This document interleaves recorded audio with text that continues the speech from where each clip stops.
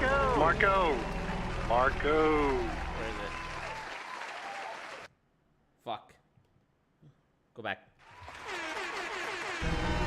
Marco.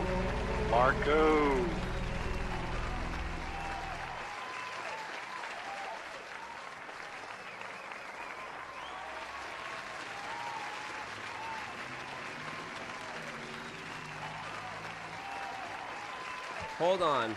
Something's not right. Something is not right. I added more sound effects to this stream deck and I'm not seeing them. Where? Oh man, that was gonna be such a good intro and I ruined it. Obama. Not that one. I added, oh, they're right here. Ni hao. It's all about residual income. Run it again. Start it over. Marco. Here we go. Marco. Here. It's all about residual income. Ni hao. It's all about residual income. Wow, I can't believe I lost it. Thanks, Marco. I lost it because I was looking for a blank icon and I forgot that I went above and beyond the other day and I actually put pictures on the buttons of George Bush and DJ Khaled. So Ni hao. So ni hao to everybody that's watching this right now. Ni hao. Yes, I know. He's wearing the alwaysmarcomerch.com anti-pyramid tee. Perfect for the new video that's coming out. Who knows?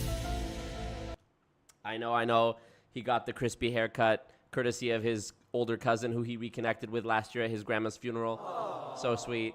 So yeah, that was, you know what I mean? So we're here and it's time. It's about that time. It's Wednesday, my dudes. And you know how it gets down on Wednesday and Saturday. You know how we get down. This is how we do it. So I just want to let you guys know it's Wednesday today. And I'm doing my stream. Critter just got her merch. We love that. Tomorrow I'm doing a stream with Julie Anderson. The arms hugging the shirt. You love to see it. My legs and my bunda are very sore right now because I was in the gym yesterday. Squeezing out them squats. I've been, you know what, I stopped.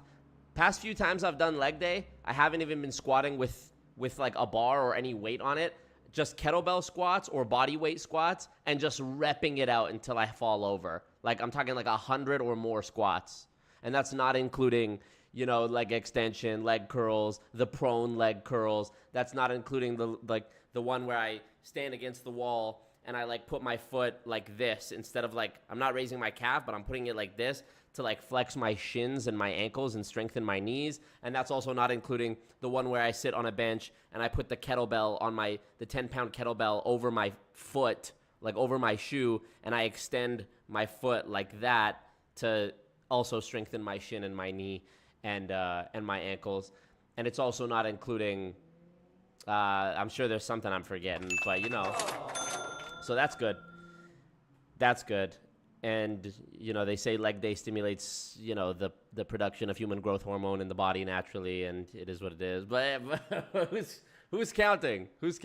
Maybe the fitness channel, Always Marco spin-off fitness channel, Always Ripped, coming next year, maybe. Inshallah, we'll see. What's up, everybody in the chat, all the members, all the people watching. Keith, the first comment I see here is Keith. He says... hold on. Actually, the first comment says, can't see it behind the fucking pinned comment. I am looking forward to this guy as an annoying version of Dexter. Yes. What up, Glenn? Keith says, where is Primerica video?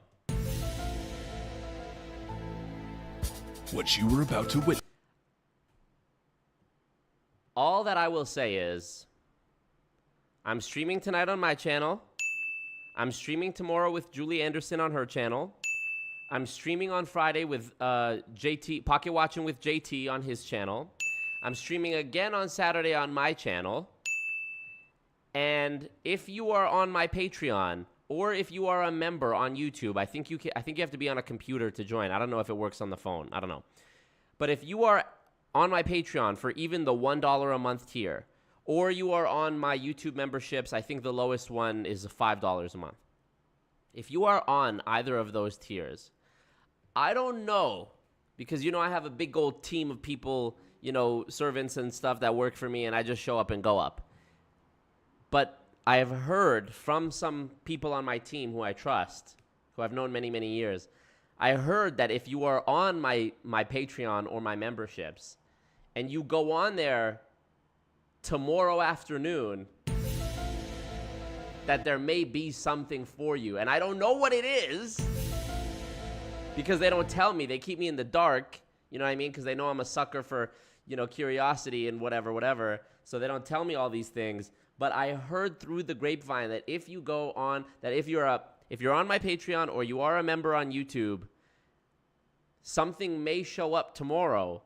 And also, who knows when it will show up for the rest of the world.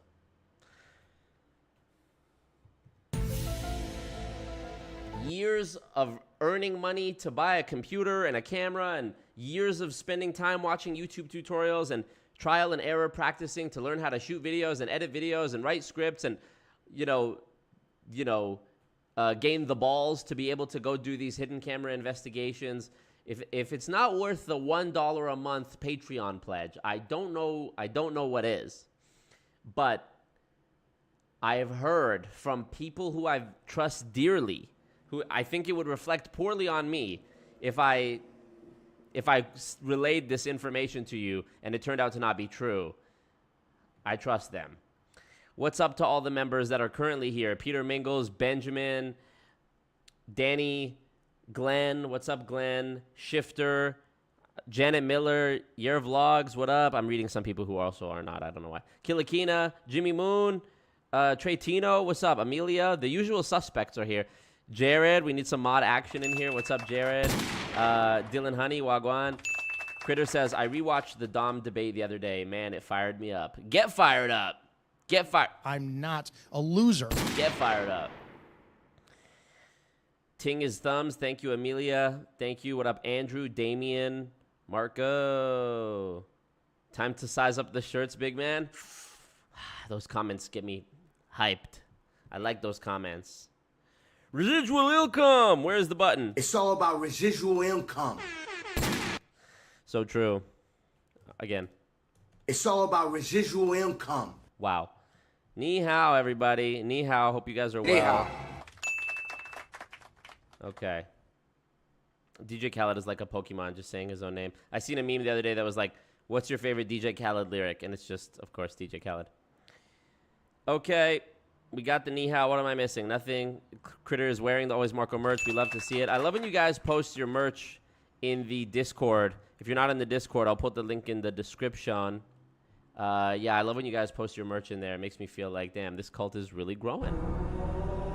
Squatting just for us. Yeah. Bonus stream. Hey. Dono goal up top. What does it mean? Who knows what it means? I'll tell you what it means. After this stream, we will go into Discord, and now that I know how to do it, we will do a Discord stage if we fill this dono goal. If not, forget it. And I will unveil to thee the final version of the big one. Now, the version that people saw in Discord last week, I think it was an extended version that had a lot left to be cut. And it was thanks to my conversation with CoffeeZilla that I was able to refine the video and make it much cleaner and tighter. And everybody who has seen this version agrees that it is leagues better than the original version. I've switched up the entire order of events that happen in the video, and I think it tells a much more compelling and engaging story. So shout out CoffeeZilla, shout out everybody who watched it, who's probably not even watching this. But yeah. Strong shins, big shins, you know, I know all about shins, frankly. Great shins. He's got great shins, we call it. It's a triple feature, so true. He had to edit it to add his new sponsor, iCook. Yes. Michael says this video is so hot, you don't even have to drop it. I'll upload a pic of my merch later in Discord. Go! Thank you. Let's go. Do you like me? Let's go. That's what I was looking for. Let's go. Ni hao. We need to send Marco's new video to media outlets and urge them to play it. My boy, Doug Brooks, who, if you go on my channel, you'll see the interview. That's the most recent upload on my channel, my interview with Doug Brooks, the lawyer who has battled against Herbalife in court. He said to me today, 6 hours ago, he watched it. He said, and I'm not trying to put pressure on myself, but I have to read this. He said, Marco, this is fantastic. Truly well done. You made every essential point in 42 minutes. That's the final runtime. I know I said 45. We made it even shorter. It's 42. And it was entertaining. I hope this gets 10 million views. Come on now. Anyhow, it's all about residual. So that's good. Let me give you a review from a guy you might have heard of named Robert Fitzpatrick. You've never heard of him, have you? Yes, you have. Robert Fitzpatrick. Let me look at my texts, because you know we text. What did he say? He said, excellent, Marco. I hope it gets a wide audience. Factual, focused, forceful, and ending with an appropriate fuck you. Oh, shit! Oh, shit! Who is that? Who's that? Who's that guy? So I think it's my best work ever. It takes all the elements of my most popular videos and combines them. And also, I'm a much better video creator now than I was 2 years ago when I made the last Infiltrating a Pyramid Scheme video about WFG. That was part 3. I guess part 4 counts as well, but that was more me just having fun with them.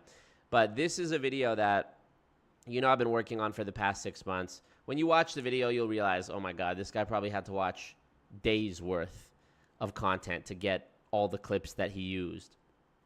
And it's hidden camera. It's also Zoom infiltration. It's also me reacting to published content. It's also exposing like the business model. It's also exposing the social media violations, and it's a whole phlegm, which is film misspelled, and now I'm saying it phonetically. So yeah, it will be on Rumble. It will be on Twitter. It will be on YouTube until it gets taken down, which I'm sure it will, because we're fighting the forces of evil, and they will use every dirty trick in the book to try to silence or censor me, because we are talking about cults. Multi-level marketing is a commercial cult. So be prepared for that. I am on Rumble. I am on Twitter at AlwaysMarcoTV. I'm on Rumble at AlwaysMarco. I'm on Instagram, AlwaysMarco. Instagram will probably be the first thing to go. If my experience has told me anything, I've already got in touch with my connect at Facebook, the guy who I know who was able to help me get my Instagram back after the 15 times it was taken down back in 2021. So hopefully he'll be able to assist me again if that happens again, when that happens again. And yeah, we'll see. The next day, we call it tomorrow. Sending it to film festivals, I have no idea how to do that, and I you know, my efforts are going to be focused on, you know, on YouTube and telling everybody to thumbs up the stream, because there's 110 watching and only 62 people have liked it. Thumbs up the king. You know? What's up, Giselle? What's up, KB? What's up? Okay, let's see. Members may come upon a video upload. Who knows? It could be a GIF. Maybe I'm going to upload a picture. Maybe I'm going to upload a video. Maybe I'm going to upload a home video of me as a child at Disneyland after I got lost and my dad was angry at me. Maybe that's what I'm going to upload. Maybe I'm going to upload a new, who knows? Who knows? Okay, let's see. Will this $1 a month be life-changing, Marco? Some have said that in the media. Some have said that. It'll force you to take massive action. What's up, Marilyn? What up, James Bennett? Yeah. You need Richard Sletcher. Yeehaw as well. That's true. Somebody go clip that. Is there still going to be an extended cut for members? True. Yes, there will be. There will be.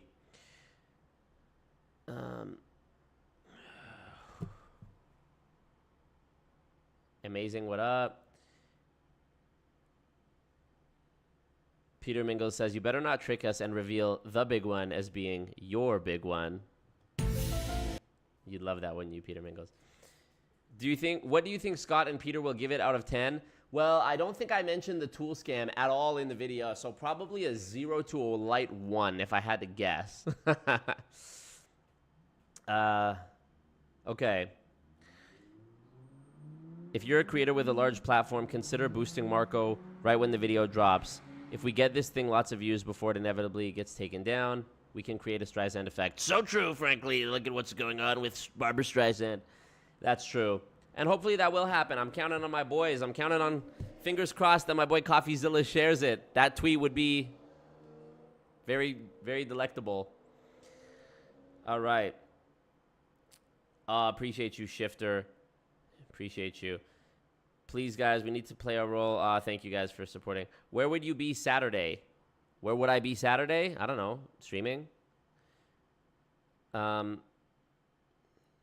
says, you are my crush, Marco. Aww. Streamlabs link in the chat.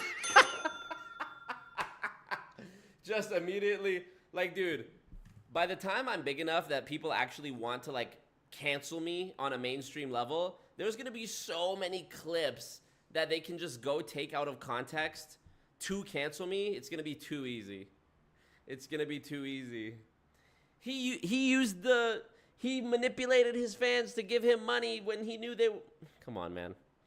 Thank you, Tally. I appreciate you.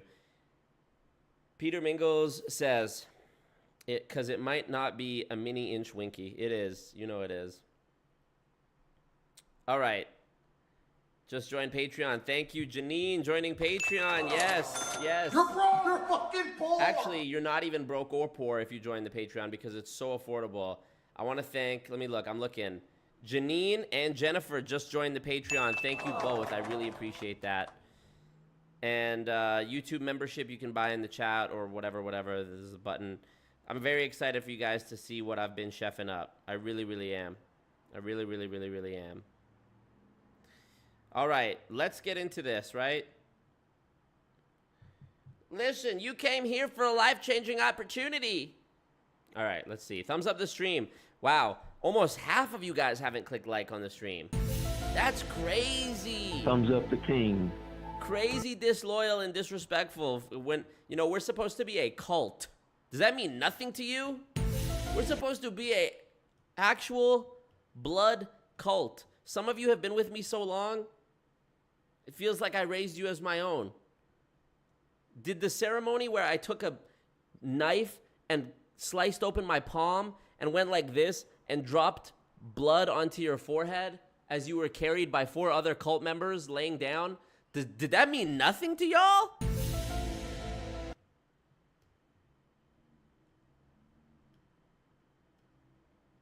That's crazy. That's really crazy, you know?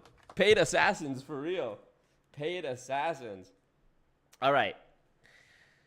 Marco, you might want to get the Tate treatment if you get 10 million views. I don't know what that means. Critter says, I thought I was a Marco member on Patreon, but I rejoined yesterday. I'm confused, law. Well, you only need one or the other.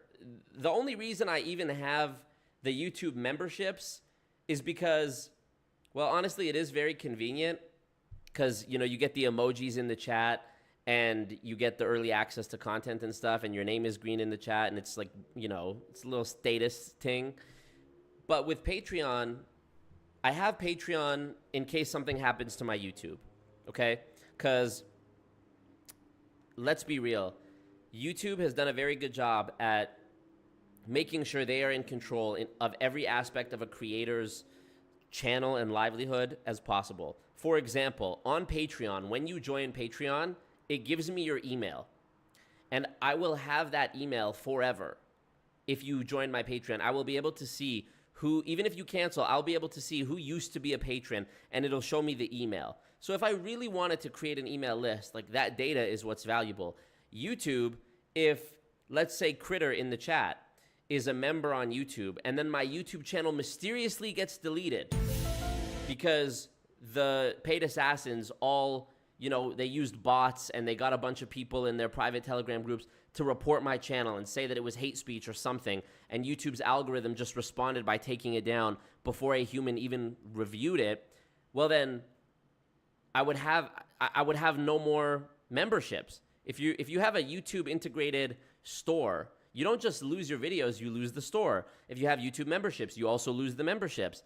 How am I going to know Critters or whoever? How am I going to know the members' emails or another way to get in touch with them or another, you know, way to say, hey, I'm over here now if my channel gets taken down. So I have Patreon for that reason. So, but honestly, it doesn't matter. Whatever you're with, I appreciate y'all. You might get canceled like Andrew if you blow up. Maybe. I'm sure. I mean, look, it's the internet in 2023. People have literally, even when I had like 40K subs, there were people trying to cancel me. It's like, bro, I'm not even famous. What do you mean cancel me? But I'm going to cancel y'all if you don't thumbs up the ting. That's for goddamn sure.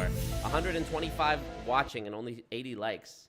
It's crazy. I'm telling you, there is a reason to do it. I'm not just saying to do it like how YouTubers be like and subscribe. When you're live and you like the stream, people actually get notified. Like it sends a ripple through the algorithm and notifies more people that I'm live. And then you'll see the number of viewers boom. And then if those viewers also click like, and on we go. And I promise you, we would get to like, if everybody right now clicked like, we would jump to 150 viewers instantly. I'm telling you. I'm telling you. And I'm sweating. How am I sweating? You know what's crazy is when I sit here at my desk all day and I work on shit, I don't sweat. But as soon as I'm streaming, I sweat. And I don't know why. Because the light, it's like I have lights on, I guess, but are those really making me sweat? It's because I be performing for y'all, honestly. What up, Sabrina Rivera, Cody Clownton, Wagwan? I've decided to become a cult member and sacrifice my life, dogs. 9 to 5 and all income to Marco. My life, dogs, 9 to 5 and all income to Marco, our father, our leader. Good, good. As you should. I mean, look, bro, let's be real. Shit's getting more expensive. I went to McDonald's the other day, and the lady at the window told me, do you want to buy a bag for 15 cents? And I'm like, what do you mean? Like just the paper bag that the food comes in? She's like, yeah, because of the new City of Edmonton bylaw, we have to charge 15 cents now. I'm like, okay, yeah. But also question, if I said no, would you just like hand me all of the items individually by hand? This dead ass what she said to me. She goes, we have a bucket. That's the word she used. Terrible word to use. We have a bucket, and we would put the food in the bucket, and then you take it out of the bucket. So if I ordered, let's say, a Big Mac meal, a drink, a fries, and a Big Mac, well, they would hand me the Big Mac, they'd put the Big Mac in the bucket, they'd hand me the drink, but they'd put the Big Mac in the bucket and the fries in the bucket. But what about the fries that spill? What about those bottom of the bag fries? This makes no sense. Makes no sense. Makes 15 cents, actually, now that I think about it. But anyways, things are becoming more expensive. Also, think about this paradox. At McDonald's, if you ask for ketchup, they used to just give you ketchup. Now it's only if you ask for ketchup. So you ask for ketchup, they will give you as many ketchups as you want. It doesn't cost you anything. Ask for 3,000 ketchups. They'll give you 3,000 ketchups.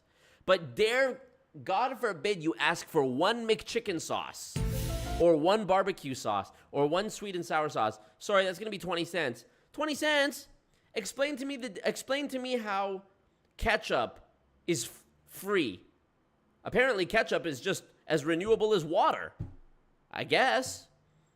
Ketchup is free, but a McChicken sauce, which uses the same, essentially, amount of packaging and is a condiment as well, costs money? Explain that. Thank you, Legend Gaming, for being in the cult. You are the OG of all OGs. If I went to McDonald's and I went through the drive-thru and I said, can I have a fork, some napkins, and a cup of water? They would give me a fork, napkins, and a cup of water for free. But napkins cost money. Forks cost money. The little plastic that wraps the fork up costs money. And the cup that they gave me the water in costs money. But they'll give that to me for free. But if you went there and you said, can I have one measly barbecue sauce? Sorry. That'll be your firstborn child and your left nut. It doesn't make any sense. Anyways, the point I'm trying to make is rent is more expensive. Most of us will never own a house. Let's be real. We're going to be living in pods and eating bugs. And Apple and Disney will be the only two companies, and Amazon. And, we're going to be roommating with each other until we're in our 40s, just trying to scrounge some pennies together. At this point, dude, fuck it. At this point, any disposable income you have, we might as well just come together as a cult and bet it all on one person and say, hey, you know what? There wasn't enough to go around. That's just the way the cookie crumbles. But I contributed to making sure that one guy, talking about me, I contributed to making sure that guy made it. And that's a beautiful thing. That's a beautiful thing. Yeehaw! Do you like me? That's a beautiful thing, I think. You know? Marco! So, you know, let's be real. There's people out here living way above their means. They got 2 bedrooms. You don't need 2 bedrooms. Downsize. Save $300 a month. Put it on the Patreon. Put it in the Streamlabs link in the chat. You know it's the right thing to do. And live vicariously through me. And I'm going to be here, too. I'll let you know what's going on the other side. I'll still do live streams. Oh, hey, guys, sorry for the late live stream. You know, the time difference in Dubai is a little different. Anyways, I was just camel riding in the desert, and me and this Instagram model went to the steakhouse. Doo-doo-doo. But, yeah, shit's good. How y'all been? And I know y'all will be watching it from the other side of the screen, like, with tears in your eyes, being like, I did this. He did it. He's doing it, but I did this. What's fucking better than that?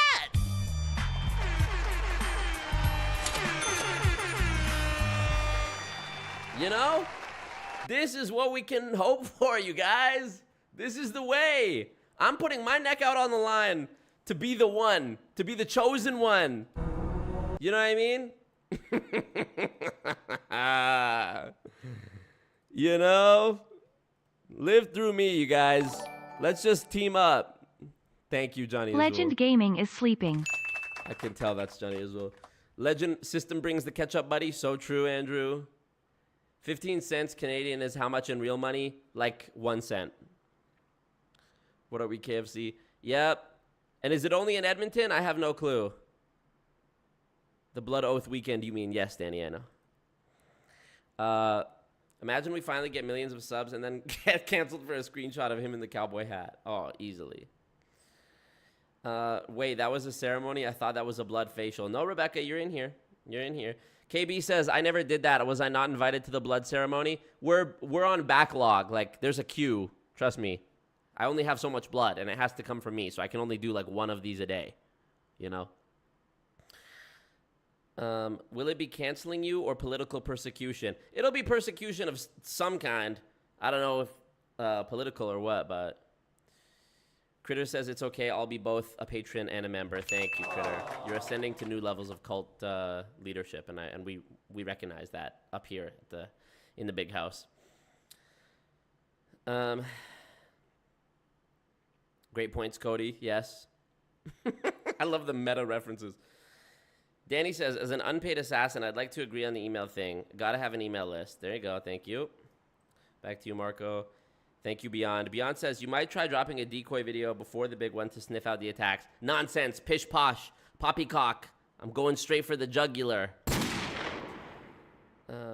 You got to know someone at Primerica is just sitting on your channel waiting for that upload. 100%. 100%. Marco gets cuties on his stream. I'm talking about Glenn. So true. Marco gets canceled for being hot. So true. Literally.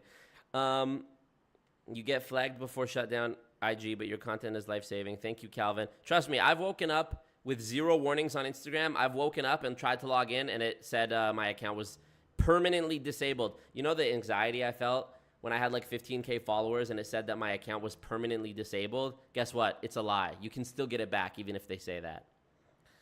Thumbs up the gosh darn ting. 132 people and only 94 of you did it. Insane. Literally assassins. What up, Jared? What up? Okay, we're here. Imagine getting a loose pack of fries with no bag. Literally poverty shit. I'm already eating with fucking at McDonald's, bro. What do you want from me? You know what? This brings me to another thought. They say wealth compounds. You hear about compound interest? You hear about... It's all about residual income. You hear about compound interest? I actually believe that poverty compounds faster and harder than wealth. You think about how unfair the wealth divide is when, and I'm not complaining, I'm just pointing something out. I love it. Squash the little guy. Fuck him. But think about a celebrity, right? A celebrity like Chris Brown, lots of money, he's very famous. He gets clothes for free. He could go to a restaurant, they'll give him food for free because he's Chris Brown. They'll give him his meal in exchange for a selfie. So when you're rich and you can afford stuff, you don't have to pay for it as much. But when you're poor and you can't afford shit, like here's a great example. if you didn't have enough money in your bank account for some bill to come out, you would get charged a fee for not having enough money. Oh, you're poor? Pay more money. Isn't that kind of weird? I think that's kind of backwards. I don't know. Also, the McDonald's shit is crazy because if you order like Skip the Dishes or Uber Eats or Postmates, they put the food in the bag, but they don't charge you for the bag if you're ordering delivery. I guess because they're making the money on the delivery cost. But it's like, bro, I literally, I'm a good citizen. I will play by the rules as long as you are consistent on the rules. Don't move the goalpost. That's one of the things that makes me so upset about, you know, the global health situation. And I got the jab, okay? I got it twice. And I followed all the rules, and I socially distanced, and I wore a mask, and I did all that stuff. But y'all kept moving the goalpost. So looking back, you know, hindsight is 20/20, but it's really insane. You can't, anyways. The goal is to reduce litter. I think that's bullshit though, beyond like paper straws. I think that's been debunked, right? Paper straws don't actually do shit, right? Same thing with electric cars. Electric cars aren't actually better for the environment because the amount of lithium that they're mining, and it's not recyclable. The first model Teslas that came out 10 years ago or whatever, when those go off the road, what happens to that big giant fucking battery in the car? Also, if everyone drove an electric car, I don't think the grid could support that. Even if the grid could support that and we had solar panels everywhere, I don't like the idea that there are certain things, certain, you know, elements of the vehicle that could hypothetically be locked behind like a subscription. Like you don't get to have heated seats because you didn't purchase the heated seat, you know, bundle, like the what do they call it in video games? DLC. And if let's say, and this is an extreme example, but let's say I didn't get the shot. Next time this happens, I don't get the shot, and I'm driving an electric vehicle. Could they not just shut my car off? I live in Canada. They were seizing people's bank accounts. They were deleting the GoFundMe pages that people had. Like, government can do whatever the fuck they want. They're gangsters. They do not give a fuck. So you're telling me in the future when everyone is mandated to have an electric car, they couldn't just shut my shit off? I don't know, man. Obviously not an electric car. I am a progressive. I like to think I'm pretty progressive, and I'm down to make changes if I actually think it makes sense. But I really don't think this shit makes sense. You're telling me after decades and decades and decades and decades of paper bags, all of a sudden now it's a problem. We need to pay 15 cents. You know? I feel like it's just to make certain people happy and like appear to give a fuck. You know? I'm pretty sure I've talked about this on the stream before. The airplane hypocrisy, where like if your suitcase is a gram overweight, then you have to like move shit to another suitcase or pay extra. But if the person next to you weighs 600 pounds and they take up 2 seats, you just have to deal with it. And, you know, and again, I'm not discriminating. I'm not being fat phobic. I think that's a horrible situation for both people involved. I'm just pointing out a discrepancy and an inconsistency and a hypocrisy with an industry. Did. Wow, all hail the chosen one. Thank you, Sugar Mama. All hail the chosen one. Yes. I'm just pointing out a hypocrisy with the airline industry, which makes billions and billions, and yet still needs to charge me and whatever. You get me. Anyways, let's see. Marco is my fin dom. I love that, and thank you, Sugar Mama. I really appreciate that a lot. McChicken sauce is just mayo. So true. Danny says, I have a child. Where's he going to sleep? Right here. Not me, you. Right on your chest. Easy. No problem. I have 3 dogs and a girlfriend, says Trevor. One of the 5 of us would be dead if we only had 1 bedroom. You don't need 3 dogs! Trevor, you gave yourself the answer. You exposed yourself. You don't need 3 dogs. You don't even need 1 dog. But have 1. Get rid of 2. Sell 2. Now you have extra money, and it costs less.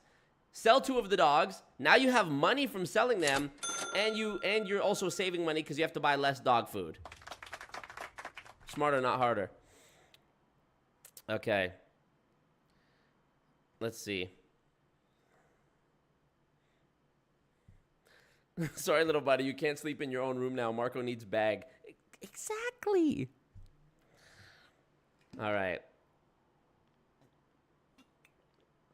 There you go. Danny says, I'm 42. Okay, I'll downsize from a house to an apartment with my 3 cats. If it's just you and 3 cats, you don't need a house. Listen to you guys. Who's the crazy one? Oh, fuck. My goodness. All right, we haven't even got to the topic of the stream. I'm just having too much fun. We call it fun with the goons, we call it. Will you be going to Universal Studios to ride the new Fast and Furious ride? Says Johnny. Hey, if I ever find myself down there, where is that? LA, Florida, Universal Studios? I'll definitely ride that. I'll definitely be on that ride. Trust me. You know me. Family, baby. There's paid RVPs on here waiting to attack. So true. What up, Mars? Glad you're here, even if it's only for a few minutes. Beyond says, if you want this to get on Fox News, all you have to do is say you're being canceled because of your Trump stunts. Ooh. Piers Morgan Uncensored. Here we come, baby. Ben Shapiro. Honestly, even though I'm not political, I don't see myself as like conservative or liberal. Like, I'm just a guy. Some things I'm liberal on, some things I'm conservative about it, you could say. I think, nah, never mind. I'm not gonna say it. Some things aren't worth it. Pick your battles, they told me growing up. They said, pick your battles. We call it choosing your conflict. I'm going to choose them. What up, Leanne?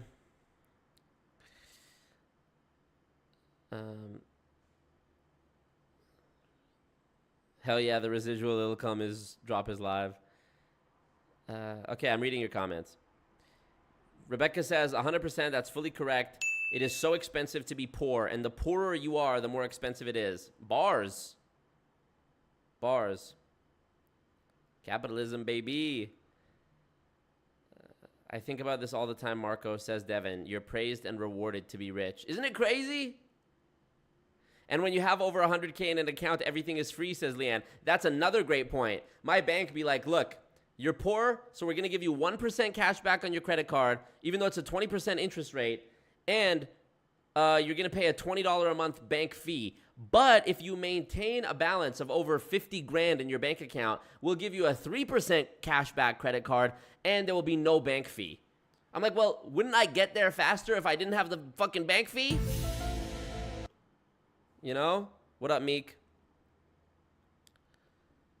The restaurant is not charging the bag fee. It is the state or province. Free safe deposit box, free accounts. Yeah, free transfers, free money order. Yeah. Yeah. What up, Panda? Weren't plastic bags first introduced to save trees? It's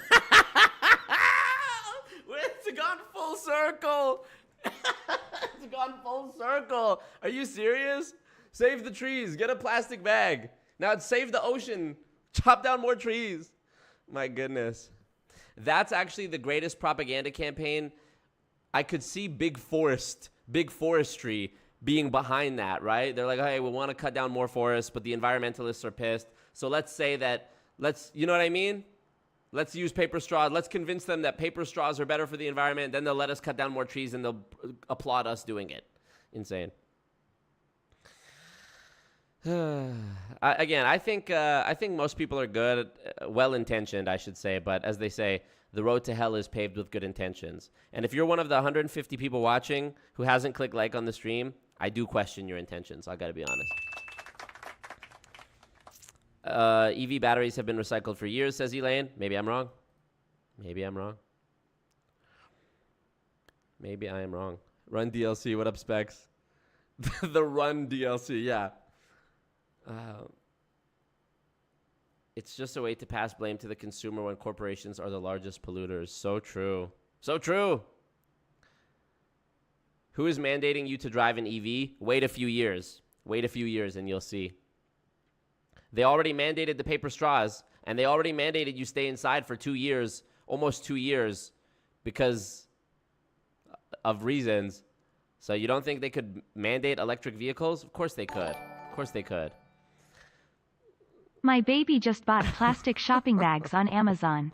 Not legend, not panda. Okay, so is it Johnny? Thank you, Johnny. There are more people with less money, says Lil Ray. You make more money from charging the majority and entice the majority with the prestige of celebrity at the end of the low cost of one item meal. Nice. Leanne says, where's Leanne? What up, Meredith? Leanne said, what up, Allie? Oh, you guys have good comments. Leanne says, we legit had this conversation in my car that night, Marco, how I was complaining about the car we were in. Yes, back in October, I went to Napa to visit Ed Tyler and Leanne Deep, who you see in the chat here. Listen, I link up with my goons.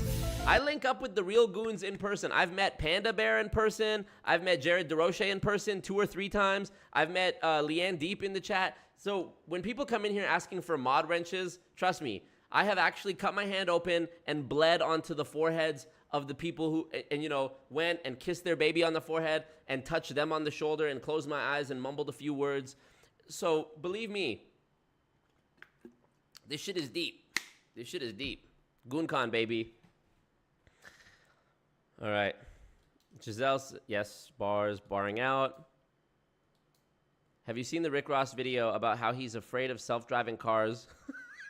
How he's afraid self-driving cars will drive him to jail in the future if he lights up a blunt in one? Kind of agree. Dude, so there was a car that I was looking at just for fun, not to buy. The Toyota Avalon. It was like the high-end luxury version of a Toyota. And I saw that they discontinued it and replaced it with a vehicle called the Toyota Crown. So I was watching a YouTube video about the Toyota Crown. And I found out that the Toyota Crown has a camera that faces the driver just above the steering wheel that tracks your eye movement. You calibrate the car when you first get it, and it tracks your eye movement so that if you're looking not at the road, it beeps and tells you, look at the road. Now, you might think, oh, that's a very reasonable safety measure. People are going to be texting. This prevents people from texting. Totally. But what if I'm wearing sunglasses and this shit can't see my eyes? Then what? You know? Also, just how annoying is that? How annoying is that? I don't want that. So imagine if the car can do that, who's to say that the government won't say, hey, Toyota, send us all the data of people who don't have their eyes on the road for X number of seconds and we'll ticket them. Listen, shit do be getting dystopian. That's all I'm saying. Maybe I'm wearing a tinfoil hat, but, you know.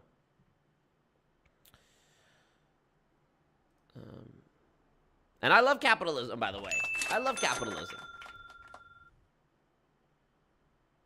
The government told Scottish people, drink less tea, boil the kettle less. Fuck. Marco's anti-business, yep. Panda says, you have to draw the line somewhere. A 50 mile per hour speed limit can be on a road that is safe up till 70. Yeah. No, I do fuck with capitalism. Don't get me wrong. But I watched a really good video about this recently, actually, that talked about how, like, capitalism has just gone so OD. And I do agree, like, certain things just don't make sense. And everybody's skimming off the skim. You know, in the movie Casino, if you've seen the movie Casino, all the mob guys are talking about how they run the casino, but there was a guy they hired to skim money off the casino, but he's skimming off the skim, so they don't like that. Everybody's just doing that. For example, the number one thing I always think of is, in Canada, we have e-transfer. If I want to send you $50, I put your email in my phone, in my banking app, and I type in 50 and I send it to you and you have it. You open your email, it pops up in your email, you click it, it's in your account. Or you can turn on auto deposit. There's no fee, there's no conversion, it's instant. Zelle, we don't even have Zelle in Canada or Cash App. If I go on my app store right now, there's no Cash App if I search Cash App. In the US, you guys have all these, you know, middlemen processors who are taking a piece for nothing. It's like the ATM machine, or the ATM, because the M stands for machine.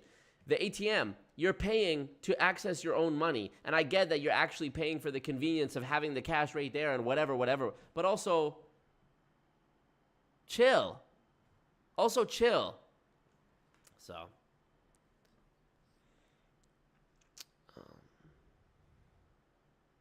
Oldest tax preparer joke in the book. Just sell the kids, right? I live alone with my inflatable BF. Nice. Marco needs it. Yes. Streamlabs link in the chat. Guys, forget trying to fight against capitalism. One of us on our own is not going to do it. But I'm telling you, if 150 people watching right now, let me just do quick math. 150 times 5. Dude, how about this? 150 times 10. Think about the last time, that's 1,500. Think about the last time you spent $10 on something. It was probably today at Starbucks or McDonald's or some bullshit. Or some streaming service app you don't even use. If we all combined our powers, $1,500 to give to me, baby, that's a bill covered for next month. That's like the rent covered for next month. So think about all the good I could do in that month without having to worry about the rent. This is what I'm saying. The $10 makes no difference in the grand scheme of any one of our lives. But $1,500 in one of our lives, that's a big fucking bag. So who's gonna go to? Let's take a vote. I vote me. Marco! Oh, she, everybody. She. Yeah. Trevor says, I'm going to send a picture of my dogs in Discord. Once you'll see them, you'll understand why I can't. Oh, okay. Fair enough. I'm literally sweating. What up, Meredith? What up, Gry? People are going to be refinancing their mortgages to give Marco money. Good. What up, Ali? Do not say it, says Mars. I live downtown Orlando by Universal. You can use my spare bedroom. Thank you. Don't burn the channel yet. Call into Dave Ramsey show. Chris G, thank you for joining the Patreon. We appreciate you, bro. Beyonce says woke. Yeah, I'm woke. Late stage capitalism, mind you. I thought the junk mail would stop when I got better credit. It got worse, but it's coming from classier sources now. Yeah, dude, the Matrix tries to get you, bro. I swear to God, as soon as I start paying my credit card and as soon as I as soon as I paid off my car, hi, Marco, we see that you're in an equity position on your vehicle. Do you want to... Pussy, shut up! Do you want to look into trading up? Yeah, you would love that. You would love that if I just got more debt. I've seen this funny ass meme. I have to show you this. I should not have been on my phone last night trying to go to sleep. I actually had a horrible sleep last night, and I blame this one meme. I literally blame this one meme. I sent it to my friend Philip, and he replied, said, laughed out loud. Literally saying, this is the meme, okay? This is so stupid. But I love shit like this, these capitalism memes. Okay, hold on. Let me see if I can switch over to it. If you don't laugh, you have no soul for this one. Where is it? Here we go. Let me find the meme here. Here. The Rothschilds turning my check engine light on.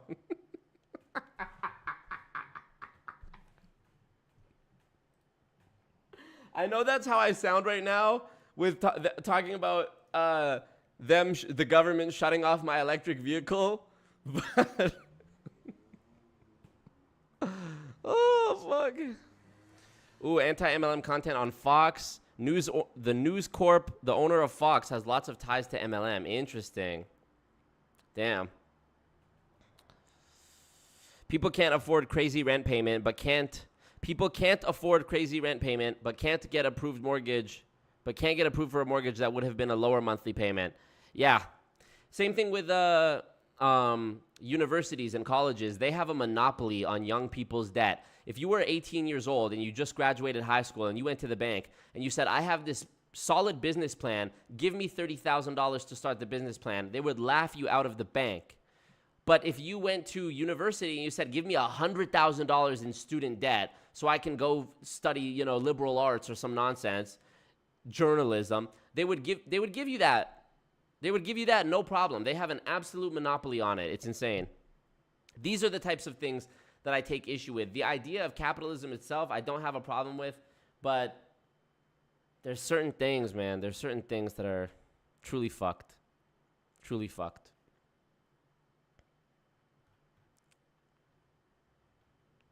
Okay, let me see. Can you see who likes your streams? I can't see specifically with data, but I know. I can sense it. If you become a Florida man, you will be absolutely unstoppable. So true. What up, Coach Kuzi? He says, this is my first live in a while. I usually just listen to you at work. Is Chase here? Chase Sanders. People have been asking me about you, bro. Where are you at? I worked the whole big thing and not once sick.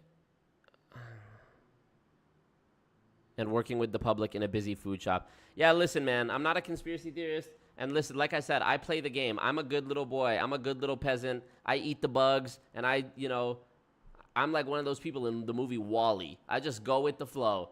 But just don't change the rules on me, bro. Don't change the rules on me. That's all I'm going to say. That's all I'm going to say. They figured out how to recycle styrofoam into activated carbon, but don't do it because it costs too much. Ooh, this is what I was thinking of. Okay, this is what I was thinking of. I'm not sure if I've shown this to you before, but this is absolutely one of the most relevant things you will ever see in your life if you haven't seen this. Okay? Here we go. I'm just going to show this to you. And this is on YouTube. And this is from Inside Edition, big YouTube channel. I'm just going to show this to you. It's only a minute and a half long clip. I'm going to show it to you.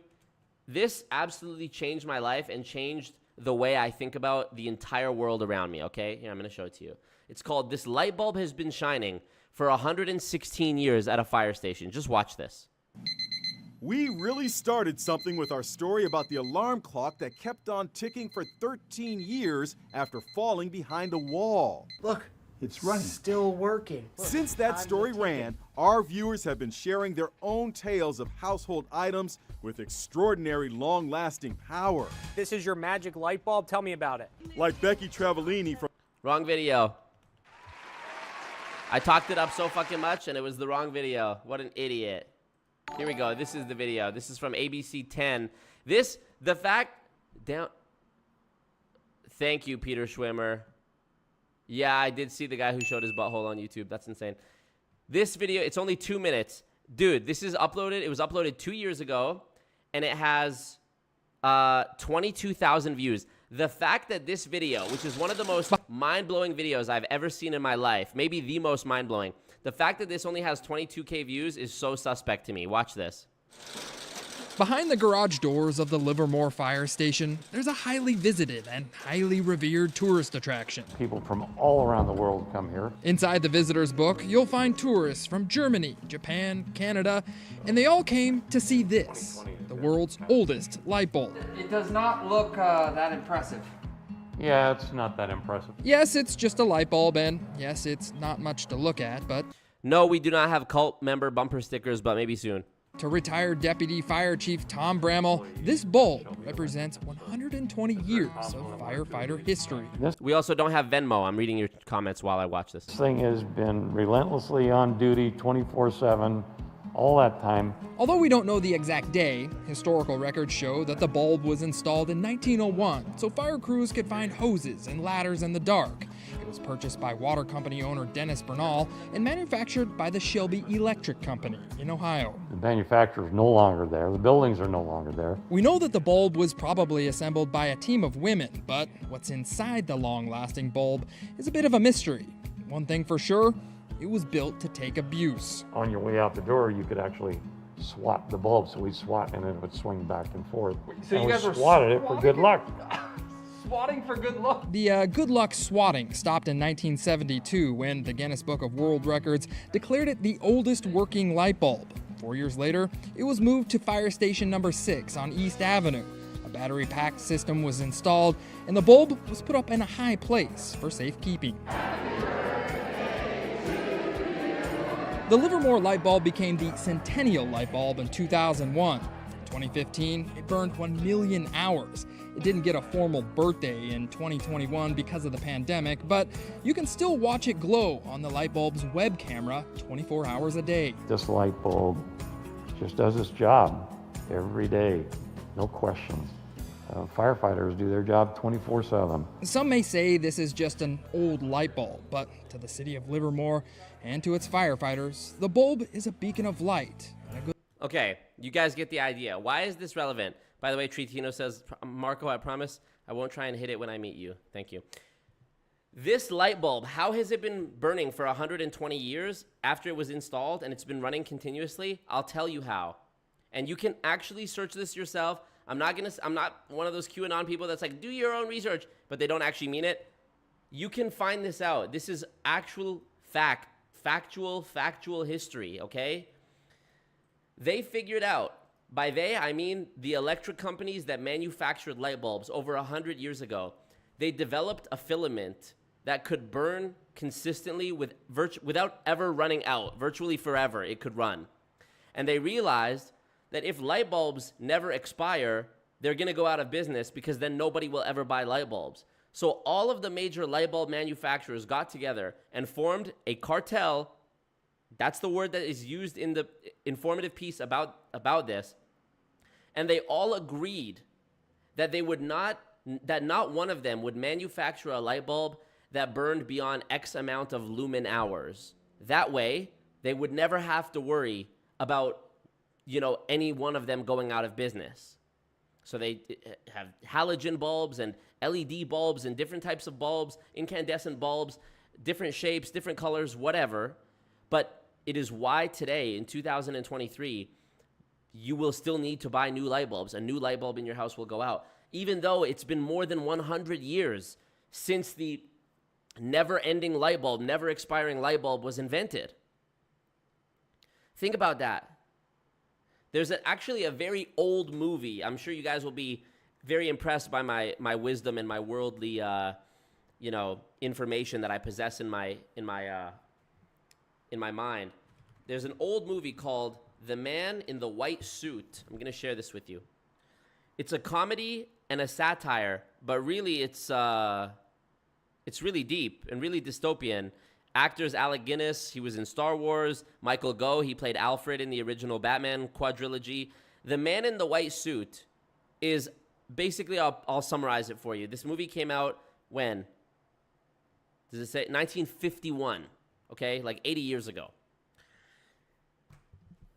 The Man in the White Suit is about a guy who creates a type of material, a type of fabric that is so resilient, so durable, so waterproof, so stain resistant that it threatens to shut down and bankrupt every other textile and clothing manufacturer that's out there.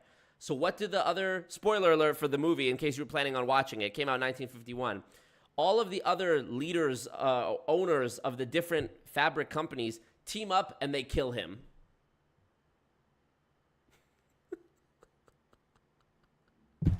That's what the movie is about. Is one man made an invention that would have made him very rich and would have helped out society as a whole, but because it threatened the other people who were used to raking in the money from that industry, they killed him, even though it would have been a better thing for society at large. The same thing happened, I mean, that's a fictional story, but that did happen in real life with the light bulb. So these are the types of things that I don't like about capitalism. I don't know if there's a special term for what that kind of capitalism is, but to me, that's wrong, because that is how societies will eventually be overtaken by other societies. That's how societies die out, is they achieve a quality of life that is luxurious enough that they stop innovating, or they don't even try to innovate, or they just agree to stop innovating, like in the case of the light bulb. Oh, we invented a light bulb that's going to last 100 years? Fuck that. Let's just sit on our ass and rake in the money for 100 years. Perfect. Make light bulbs that last 1 year or 5 years. Not 100 years, though. We need to protect our jobs and our whatever. So that's the type of shit I don't like, and that is why I think there's a book I read called The Rational Optimist. I highly recommend this book. And it talks about how, like, the human condition, you've heard me talk about this book before, I'm sure. The human condition has improved with every generation since the dawn of human time, since the dawn of civilization and trade, things have gotten better for people. When things start getting worse for people, as it says in the book, is when innovation stops and it becomes WALL-E, where if you've seen the movie WALL-E, it's like everybody's just fat, everybody's just like, we've already got everything, live in the pod, drink the Coke, etc. And it's like, I think Western society, like the United States, Canada, I think that is very much like, I'm seeing resemblances between WALL-E and this now. You know, you look at a picture of, you know, people at a carnival or a picnic or a dance or some public event 50 years ago. You wouldn't see people who were overweight in a picture from 50, 60 years ago. And this is not a criticism of those people. This is a commentary on society. Not to sound like a, you know, Reddit, whatever. But this is my critique on society is that we've gotten so bloated, literally and figuratively, as a society. We've agreed to stop innovating. And I think it's only a matter of time before some other country or countries come and just eat right off of our plate. I think I've seen some shit about how like Russia and China and Africa are teaming up to dump the US dollar as their reserve currency, which they would only be able to do if they all teamed up, because anytime one individual country has tried to do that, what does America say? Oh, they have weapons of mass destruction. Oh, they have oil. We need to go liberate them. Iraq, we know that wasn't true. You know, that's been proven. If you've seen the movie Vice, where Christian Bale plays Dick Cheney, they didn't have weapons of mass destruction in Iraq. They were poor. What they did have was oil. And who had an oil company? Dick Cheney. And who got the contract for the oil that was in Iraq when they liberated Iraq? Dick Cheney. So that's the type of capitalism I don't fuck with, where it's like you're purposely not trying to make things better. You're just trying to, you know, I like what I would like for myself anyways. I like the idea of making money. I don't hate money. I don't reject money. I don't think money is evil. I think money amplifies who you already are. I think if you're a generous person and if you had $100 in your bank account, you would donate somebody $10. I think that if you become rich, that's just going to magnify. And I think if you're a piece of shit and a bully, that's just going to magnify.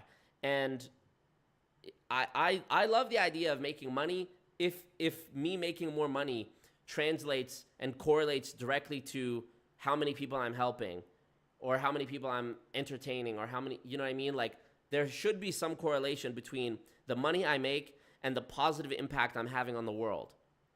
That's what I like. But this type of shit, I don't know. I'm sorry to go on this rant that has nothing to do with multi-level marketing, but these are just my thoughts that I don't, you know, I don't really get to talk to anybody about this shit, so I'm curious to hear if people agree or disagree or what. Panda sums it up perfectly, as he often does. He says, here in America, we believe in fair competition. Unless it will lose me money, then never mind. So spot on. So spot on. Okay. Marketing with Marco, yes. Marco level marketing. All right. Marco Island is the only solution. So true. Chase Sanders showed up once to make that comment. I never chased the Sanders. Down the rabbit hole with Marco, yeah.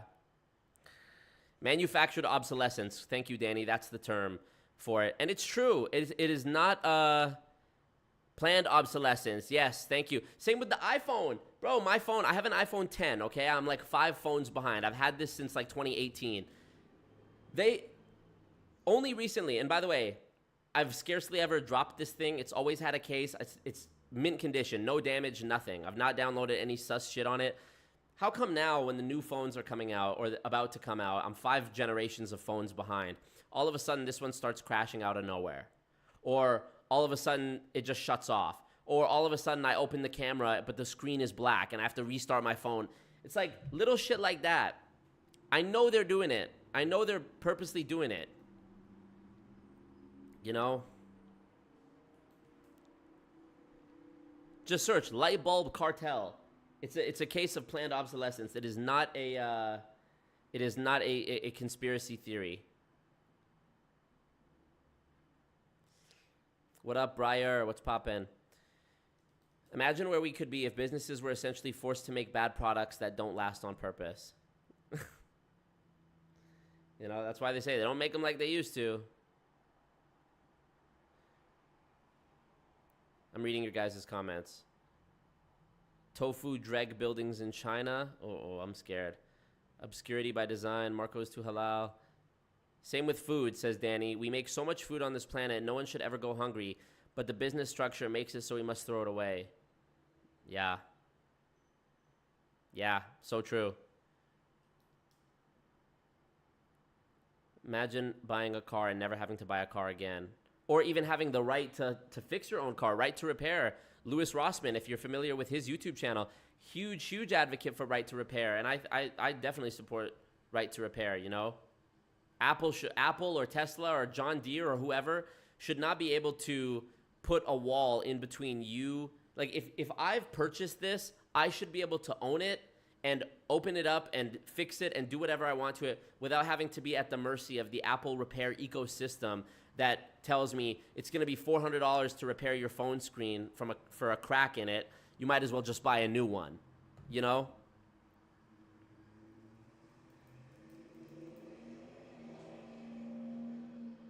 It is all about residual income. That's true. It's what happens when endless growth is made priority. Endless growth is not realistically possible or necessary, but we could definitely go farther than we have gone. Amazing says, I literally think of Wall-E and those people on motorized vehicles all the time. Same. TikTok is a prime example ruining our attention spans. The irony of that is I learned a lot of shit on TikTok, actually. Also, this one really scared me. This one really, I actually felt cheated by this. Here. If you search just search Google, Africa real size map. That's what I searched. I learned this on TikTok. Tell me if any scholars in the chat or geographical experts can tell me that I'm wrong about this. Please let me know. But basically, the way I understand it is that I gotta find the type of name of the map. There's a certain name.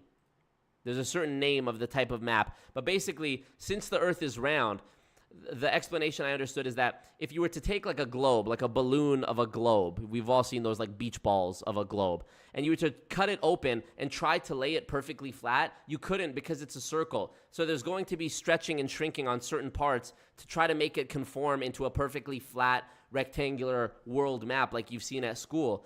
And because of this, for all of our lives, the actual standard typical world maps that we've seen show Africa as much smaller than it actually is.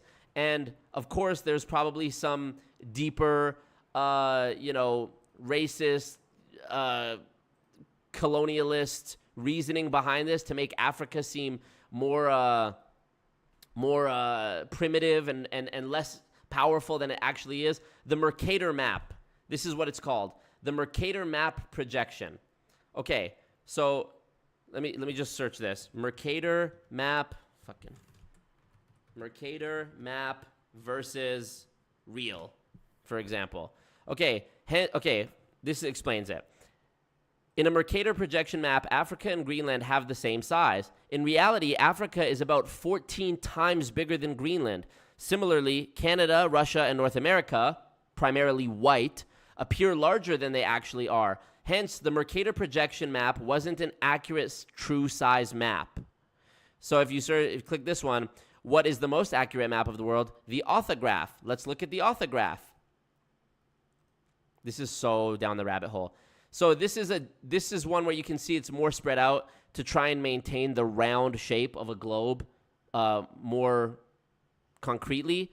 But here you see on the right side, I believe this is, the United States, Canada, South America. Let me see if there's a better picture of it. Anyways, you guys get my point, right? I hope. There's so much of this shit. The light bulb, the map of Africa, the US dollar, the McChicken sauce at the drive-thru, Wall-E, all these different things I just constantly think about as the scam that is perpetuated on all of us all the time. You know, this is not a flat earth thing. You missed what I said earlier if you think it's a flat earth thing. I said the earth is round, and that's why the Mercator projection is inaccurate, because you're trying to flatten a round thing, which you couldn't, you know. I'm trying to see if you took a ball and you cut it open and you tried to lay it flat. You get my point. You get my point. Let me see. Anyways, I'm reading your comments. Marco in his Joker era. Yeah, we live in a society. Lil Ray says, innovation usually can only progress unhindered when those with money and power benefit. Bars. When they teamed up and off the guy who helped society, they did it in the name of residual income. Yeah, I've heard things too, and I can't confirm this like I can with the light bulb shit, but like I've heard that they had invented water-powered cars decades ago, and that, you know, cured cancer and done all these things. And like, again, I don't want to say I believe that stuff because I don't have evidence of it, but when you think about the light bulb shit, 100 years ago they invented a light bulb that could burn infinitely. Why wouldn't it be possible that cancer, the cure exists somewhere? Or that water-powered vehicles, like, you know, you're in the old cartoon Snow White movie from the 50s, or any old movie where you see like an old mill on the side of a cottage that the water, it's like spinning. Couldn't you essentially shrink that down and make a water-powered vehicle using the same type of system, like mechanics? I don't know. I'm just asking, but you get me. Beyond says he ran into Dick Cheney out in the wild. What the hell? Yeah. Ed Ash, when is the new video coming? He says you commented on the live stream and you commented on a video and you're spamming it in the chat. Don't appreciate that, but I will say, Ed Ash, appreciate your curiosity and excitement. All I can say is if you're on the Patreon, you might see something tomorrow, but I can't confirm. This has everything to do with MLM, says Benjamin. I mean, yeah, true.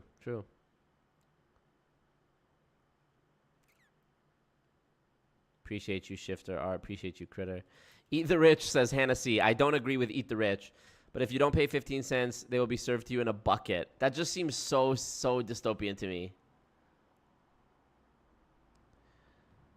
I learned about the 120-year-old light bulb years ago in school. It is real. Thank you, Elaine. Agreed, but that's how it works in this day and age. Dick Cheney is an advocate for right to repair. Oh, the irony.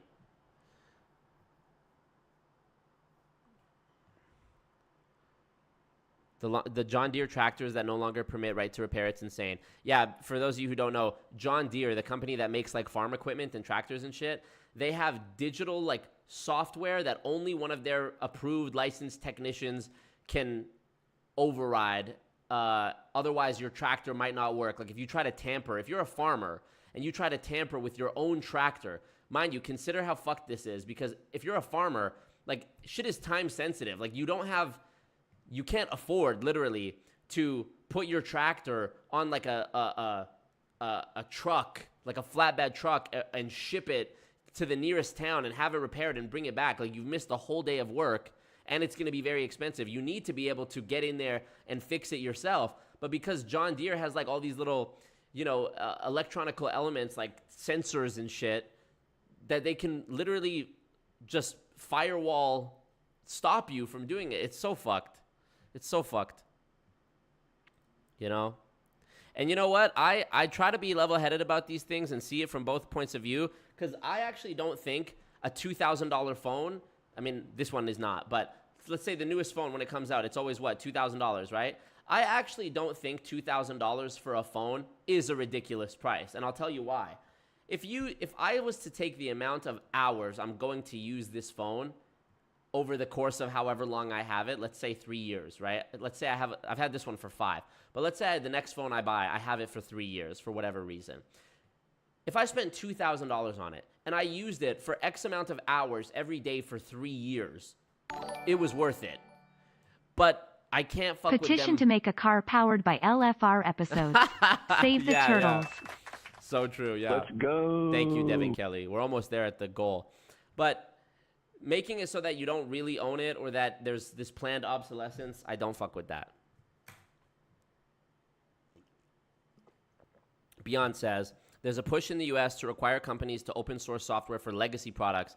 I made a video game using an open source game engine. It doesn't hurt or compete with the original game. We have positive proof that open source does not hurt profits in any way. They just want control, bro. Yep. Danny says, I've seen this on TikTok too. South America is effing huge. Dave Vaughn, Mercantile Projection. Yes, thank you. He knows because Dave lives in Asia. John Deere designed a new carburetor for their tractors and recalled it within a year because they were burning next to nothing in fuel because it was so efficient. Isn't that fucked? You know? Shifter says, my wife over here listening in and vibing with everything you're saying right now. Recruitment successful. Hey, we love it. Welcome to the cult. Welcome to the cult. Yeah. And, like, this is all shit that I learned in the past couple of years. Like, the Mercator projection map blew my mind.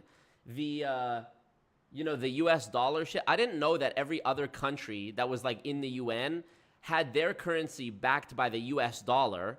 But, so, basically, every other country that owes debt to the US, they owe it in US currency. But the US themselves, their debt is also in US currency. So, if the US was to print more money, which we've seen happen, to pay off their own debt or to shrink their own debt, they could, but that doesn't provide more of their currency to the people, to the countries that owe them money. Never mind the fact that the US dollar is not backed by anything. It's just made up. If we literally, and I'm not an advocate of this because I think taxes are a good thing if they are used to like actually help people and do good stuff instead of just, instead of what it is used for, which is to just beef up the military to go bully or liberate other countries because they didn't fucking do what do what the US wanted them to do. I would fuck with that. But I'm just saying, if everybody decided to stop paying taxes, they can't arrest all of us. And I'm not an advocate for that. I'm just saying, think about how flimsy the actual shit is. You know? Marco knows the truth that the earth is flat. No. Yeah.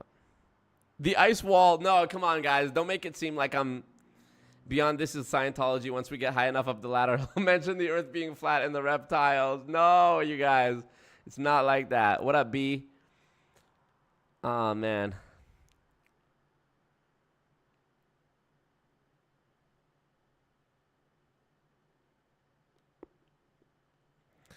I'm reading your guys' comments. We use the Mercator because it is true to shape and not so much size, but still, imagine seeing only that map your whole life, like me, and never being told there was others or never being explained that this was distorted. Let me cook. Shifter Art, did you change your name to Another Day? Oh no, that's a different person. The stream is a depiction of how my mind works and goes down a rabbit hole, says Sanjila. High key, this is the most I've ever agreed with him. As an unpaid assassin, I'm starting to regret my stance. Yeah. Or like hemp paper, how that was outlawed and they said weed was so bad for you and blah, blah, blah. Doctors used to promote cigarettes. There used to be TV commercials with like Fred Flintstone and Barney Rubble smoking cigarettes being like, these are the cigarettes we fuck with. It's insane. Okay, water power vehicles are debunked. Never mind then.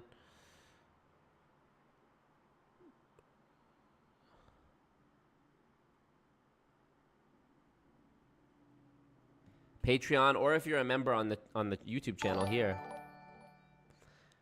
Wanted Critter, to get it thank past you. the dono Let's go. bowl. All right. Join the Discord after the stream. I have something for you. Make sure you guys check in on the Discord after the stream, and we will let me manifest this. Let me do some manifesting right now because I need it. I need to manifest. Do you mean about... My job is in the medical field, says Beyond. I work in a place where I occasionally see him. Are you being serious? You just see Dick Cheney? That's so scary, dude. If I saw Dick Cheney in person, I would be speechless, because I think Dick Cheney is like one of the biggest villains of all time. If you've seen the movie Vice, Christian Bale does an incredible job playing Dick Cheney, and it sort of, the movie exposes how the Iraq War and 9/11 were used as basically a means for Dick Cheney to get all the oil. And actually, there's a movie, Timothy Chalamet and Robert Pattinson had a movie on Netflix that came out a couple of years called The King. I believe it's called The King. The King, Netflix. This movie is almost a perfect one-to-one allegory for the war in Iraq and the movie Vice. If you've seen this is actually a really good movie, but I believe that Timothy Chalamet's character is like essentially a proxy of George W. Bush. Anyhow. And his right-hand man in this movie is Dick Cheney. At least that's what I drew the real-world similarity to. Farmers be tampering, so true. Monsanto has entered the chat. BlackRock and Vanguard have entered the chat. In my new video, in the extended edition, I talk about how Primerica's two biggest investors, their two majority investors, are Vanguard and BlackRock. And that's not going to be in the standard edition, but it will be in the extended edition. So, spoiler alert.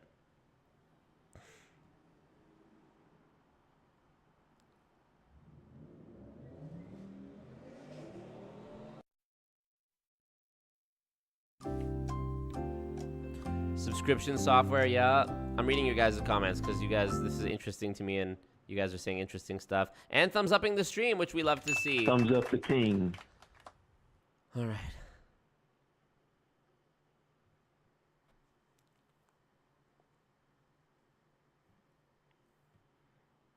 Did Apple admit to slowing their older phones after a number of years? Yeah, but the fine that they ended up paying was so inconsequential, I'm sure they just continue doing it. Will Marco be the new Drake after this video comes out? Probably not.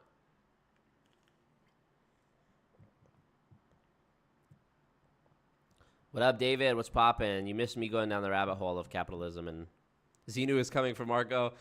There's a law saying that as long as a coin is struck in platinum, that the World Bank must accept any denomination of it. Look up the $1 trillion coin. What? I can't, bro.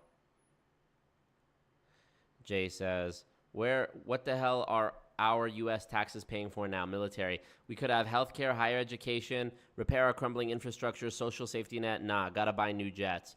Yeah, because if one of these other countries steps out of line, and I think it's only gonna get worse. You see, if you saw, I don't know if you saw that picture. Maybe it was a Photoshop, but I saw a picture of like one of the African prime ministers and Putin and Xi Jinping, and they were all standing together, and I was like, this is about to be some shit.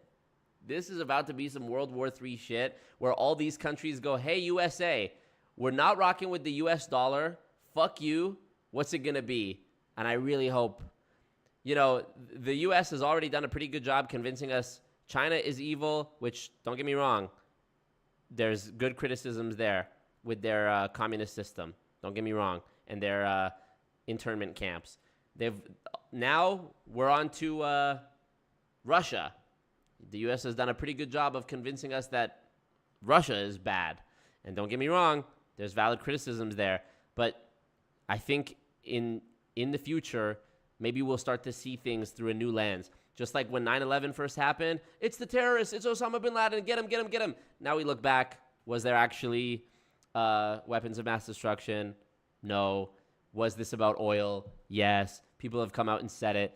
You know, so again, I'm not trying to sound conspiratorial, but if I wouldn't be surprised if the U.S., whoever is in charge, Byron or whoever, tries to say, oh yeah, they're teaming up and they're trying to be the new axis of evil and we need to, you know, and it's World War III. I would really hate to see that, honestly.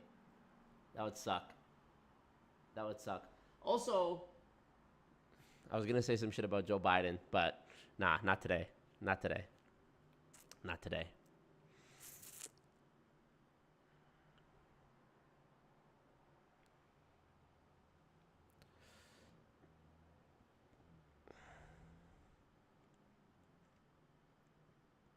I have a 1940s magazine filled with cigarette ads claiming each brand is recommended by 9 out of 10 doctors, says KB. Yep. Dick Cheney, very sinister vibe. So true, so true. That's in the movie. If you haven't seen the movie Vice, maybe we got to do a stream or a Discord movie night watching that one time. WFG watching this, hoping Marco switched to conspiracy content since it's so popular. Well, I am on Rumble. Maybe I'll put out some conspiracy videos over on Rumble. All right.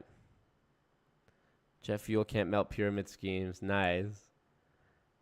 You got to admit, Marco, you got to admit America was in their bag when they invaded Iraq.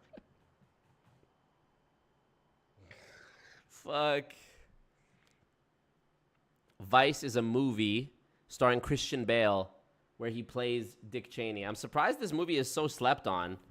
Vice movie. I've watched this movie several times. Here is the movie. I'll show you. That is Christian Bale as Dick Cheney. Right here. Look at, that's the real Dick Cheney on the right. That's Christian Bale on the left. Here's another shot from a different scene in the movie. Yes, he really gained all that weight. There he is there. Really, really insane and incredible performance and transformation by Christian Bale. I mean, we're talking Batman from The Dark Knight. That is him. This movie came out when, by the way? I think when did this come out? 2018. So, absolutely incredible movie, and I'm surprised that it's so slept on, and as you know, many people haven't heard of it, considering how stellar a performance it is by Christian Bale. And maybe we can watch the trailer without getting taken down. I'd love for you guys to see the trailer. Sam Rockwell plays George W. Bush. Tyler Perry plays Colin Powell. Vice. Amy Adams plays Liz Cheney. Here, check it out. Hopefully I don't get taken down for this, but Streamlabs link in the chat. What do you say? Ni hao. I want you to be my VP. I want you. You're my vice. Well, George, I'm the CEO of a large company. And I have been Secretary of Defense. And I have been White House Chief of Staff. The Vice Presidency is a mostly symbolic job. However, if we came to a different understanding, I can handle the more mundane jobs, overseeing bureaucracy, military, energy, and foreign policy. Obviously, those are not mundane jobs. Basically, this movie takes the stance that George W. Bush is just like a dumb oaf who Dick Cheney basically tricked into having all the power of the president. And Dick Cheney, this movie heavily implies that Dick Cheney was the one pulling the strings behind the scenes and was more powerful than the president. And the president was just sort of the face of everything. Yeah, right. I like that. I got a plan. I know the direction. The lay of the land. When you have power. Oh, Steve Carell as Donald Rumsfeld. Amazing. People will always try to take it from you, always. Cast. Nothing can break me down. I'm the man. And what's his name from Breaking Bad? Jesse Plemons, the actor Jesse Plemons. Are you even more ruthless than you used to be? Right hand to God, first in command. My testimony, but I take the stand. Who's the man? Who's the man? Who's the man? Who's the man? Who's the plan? I'm the man. So we gonna do this thing or what? I mean, is this happening? I believe we can make this work. Hot damn. Really good fucking movie. I saw it in theaters with my boy Philip, and we laughed and we were like, fuck. Shit is so deep. So deep.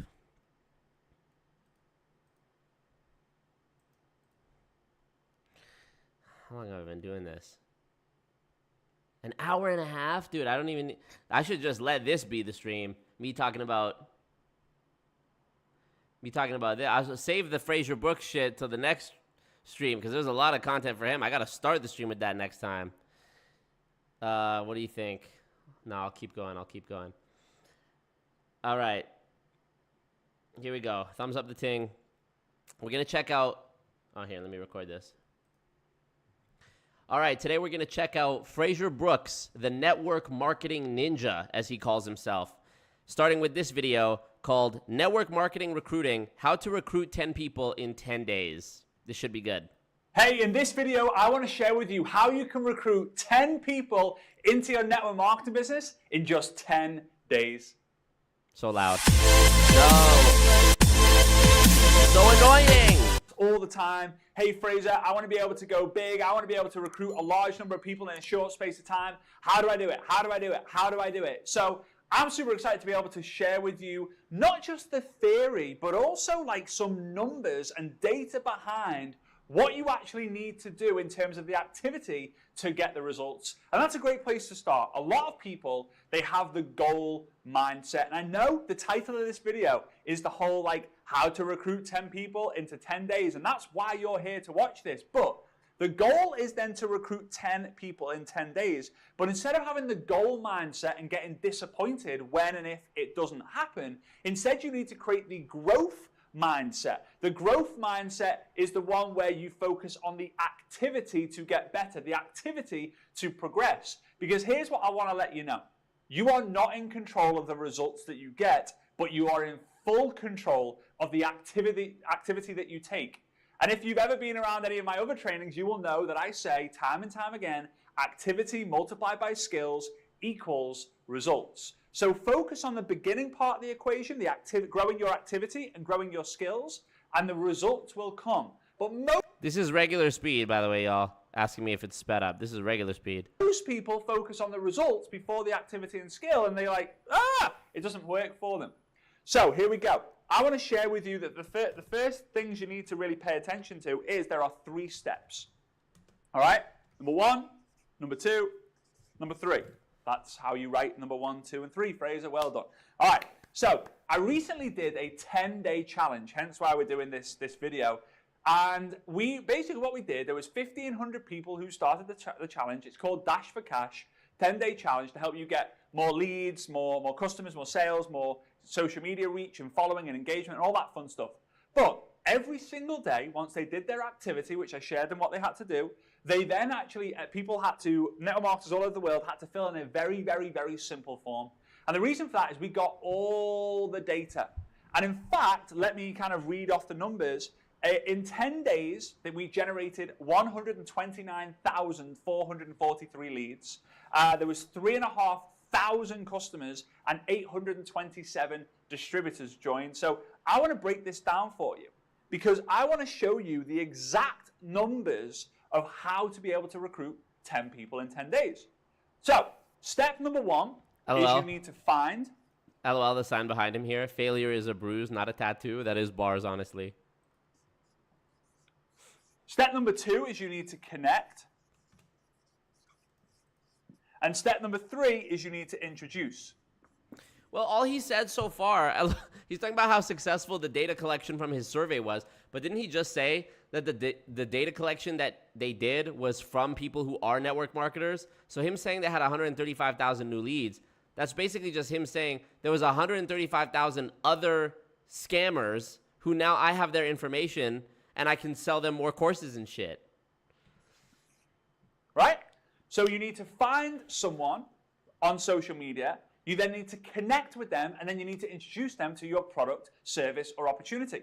Now, again, if you follow me for any certain length of time, or you've read my book, I Dare You, you will know that my process to find people is find, add, message. Find, add, message. You find someone on LinkedIn, you add them, you message them. You find someone on Instagram, you add them, you message them. Obviously, add is follow, right? You find someone on Facebook, you add them, you message them. That's it. It's not find, add, wait for them to find, add, wait for them to kind of message you. It's not find, add, pray to me. Just the unnecessary, like, deeper explanation, the multiple examples, the specifying what you shouldn't do, just padding the fucking runtime is so exhausting with these guys. Anytime these people make a video like this, it's like, here's how you get 10 recruits in 10 days. Is the answer incessantly spam people on Facebook and Instagram and LinkedIn and add them when I don't know them and message them out of the blue? Yeah? Surprise. Mr. and Mrs. Universe. It's not find and then hope that one day they'll find you back and add you and message you. It's not. It's not. It's you find, you add, you message. Now, some people will reply. Here are the recent stats based on like us doing the data with my inner circle and then also with Dash for Cash. Here's the data based on what I'm about, based on me, based on my own experience. Around 15 to 20%, 15 to 20% of people who you find add message will actually reply to you. Now, it will be... Will reply to me or will reply to you? Higher if you do smaller numbers and you're like super, super refined on who you'll find add messaging. For example, if you love dogs, right, and you go find a dog lovers group and you find another dog lover, you add a dog lover, and then you message a dog lover who's got dogs all over their profile, you've got dogs all over your profile, and the message is dog related, chances are you got a higher percentage. Now, if you're messaging thousands of people, you might notice that your percentage is slightly lower, right? Slightly lower. What a fake way to do business, too, you know? Like, does a person that starts up a new restaurant go and onto their restaurant's Instagram page and start trying to find people that live in the neighborhood and just message them and try to act like it's organic and be like, hey, so I see you like this one coffee shop down the road. This is one of the many, many countless things I hate about multi-level marketing, but it's that it actively encourages you as the recruit to be fake and to feign personality and to act like you are being genuine. They literally teach, be genuine. Talk about something that you're both mutually interested in. But of course, it's not really genuine because you're only doing that so that you can treat the person you're talking to as a means to an end to get them to join your downline. So is it really genuine? No, of course not. The Amway woman at the cafe who I encountered the one time, who was cold prospecting the young girl sitting next to her, working on her laptop, they were just having an authentic conversation about how she liked the girl's shoes. Right. I'm sure she believed that, but I saw what was going on, and I know it's bullshit. Oh, yeah, that's a really cool iPad. I love your shoes. Oh, this was nice. Maybe I should get your information. That's how it starts. But that's not the real ulterior motive, is it? No, it's not just genuine. It's so whack, dude. It's so whack. So, step one, you find, add, message. Step two, you connect. This might be a little bit back and forth, maybe talking about the dogs, maybe talking about where they live, maybe what they do for a living. Or you could just go straight in and ask the question. I call it ask the question, which is then introduce. And this is ATQ. Now, there isn't an acronym, I suppose, for connect, apart from, that was wrong, Frazer. Of course there is. Yeah, B, great comment. She says, I really think about those people who were recruited and then they get in and find out how they were recruited. It's such a red flag. It has to be. Yeah, how does, I mean, if any of you are former MLM participants, maybe you could tell me, was that a light bulb moment for you when you were like, damn, I'm sitting here in this presentation. They're teaching me how to like pretend to be someone's friend to get them to join my downline.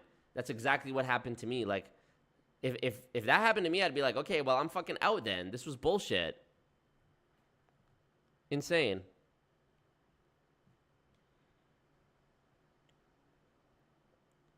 Jeff Bezos adding and messaging everyone on Facebook. Insane. Authenticity has left the chat. Yeah. Pretend to be a human. Yeah, and by the way, they talk about having time freedom and being your own boss. This is all of this advice that Frazer Brookes is giving. If you were doing this and following his proven system to get 15 to 20% of your fam, to join your downline, this is unpaid time that you are spending finding people, adding them, and messaging them. It's unpaid time that has nothing to do with you actually making a sale, not only to not a actual retail customer, but not even to a person that's buying from you below you in the company, internal consumption, which is also bullshit. But this is just literally you out there floating around in space by yourself trying to find people. It is such an absurd suggestion that anybody could make an actual living doing this. I just got a copy of this recently, by the way. I'll plug this right now. Direct Selling, the new book by Robert Fitzpatrick. It's very short. Look at that. It is very short. It's only 100 pages. It's exactly 100 pages, actually. Look. I don't know if you can see. It says page 100 at the bottom. It's exactly 100 pages. This book is sort of a companion to Ponzinomics. And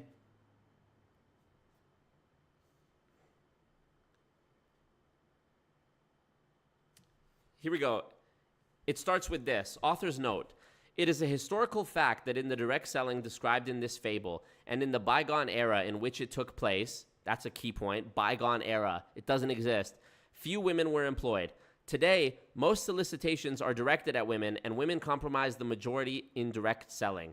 There is no message or intention in this story related to gender. Direct selling is a fable of personal integrity and meaningful livelihood, universal and timeless challenges. Very important point, though, in this first paragraph. It was in a bygone era where direct selling actually took place, few of the people involved were women. Nowadays, most of the people involved in multi-level marketing, which is what they call direct selling, but that's what it is, most of the people are women. And yet, direct selling doesn't exist. What does this mean? That more women have stepped up to become business people and entrepreneurs? No, it means that women have been targeted by this scam. That's all that means. I call it Lord. Right? Location, so annoying. Occupation, recreation, dreams. Now, some people will do the connecting and some people won't. Right? It's up to you. My rule number one is find ad message, 15 to 20% will reply, and then be sure to ask the question. If you want to connect with them first to increase your chances potentially of them saying yes when you ask the question, go for it. But where is the data that says that me fake pretending to connect with somebody about our mutual love of dogs is going to improve my chances of them joining my MLM? Joey K brings up a great point here. He says, wouldn't you save time if you just led with the question? You already know you're going to get a no 99% of the time. Why not speed that up? Great question. Totally valid question. It just screams sociopathy to me when these people tell you shit like, try to talk about something you're both interested in. Hey, you don't know this person. Leave them alone. But I recommend you doing 50 of each. 50 direct after they've replied, or 50 build a relationship and then ask. Don't overthink it. Don't overcomplicate it. Just go for it. The more you think, the more you doubt. The more you doubt, the less you do. The less you do, the more you think. The more you think, the more you doubt. The more you doubt, the less you do. The less you do, the more you think. The more you think, the more you doubt. The more you doubt, the less you do. Vicious cycle. Oh my it's a God. Vicious cycle. Just trying to exhaust the viewer. Okay, fine. Take my money, Frazer. I'm done trying to fucking wrap my head around these very simple concepts that you have tried to complicate and overcomplicate with these acronyms, find and message. Just say cold prospect, cold message. What's with all, you're just faking that you're innovating something. He's saying nothing. ATQ, ask the question. Did that need an acronym? All right, now, here's what we found. This is the interesting part. Let me use the green pen. What we found was if you asked the question to 100 people, so 100 asks of the question, this is what we found, and look at my numbers here. We found that if you asked 100 people, you would get one distributor with completely cold in just a 10-day period, right? Completely cold, and you would get 4 customers. Just now, making it up. Some people might be thinking, whoa, hang on a minute. That means I've got to find that message 500 people for me to be able to have 100 people to actually ask the question to. Yeah, that's right. Now, here's the thing. So again, this is a lot of numbers, a lot of different information. So to get this, you'll need to do 500 find ad messages. I mean, do we even need to continue the video? Message 500 people. I don't even think I have met 500 people in my entire 27 years of life. This is complete bullshit. Complete bullshit. So 500 find ad messages at 20% reply will then give you 100 people that you can ask the question to. Now, here's the fun thing.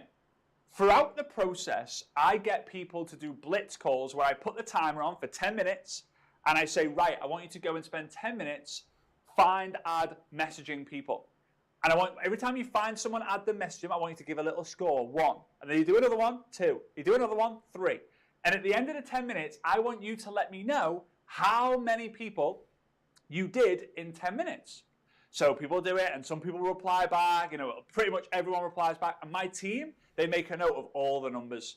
We add them up, we divide it by the number of people who obviously gave us the numbers, and we have a total number. It takes the average person just under 1 minute to find someone, add them, and message them. So, in this principle, it would take you 500 minutes, so basically 8 hours of find ad messaging. 8 hours of unpaid work. Okay, go on then. To be able to get 1 distributor and 4 customers.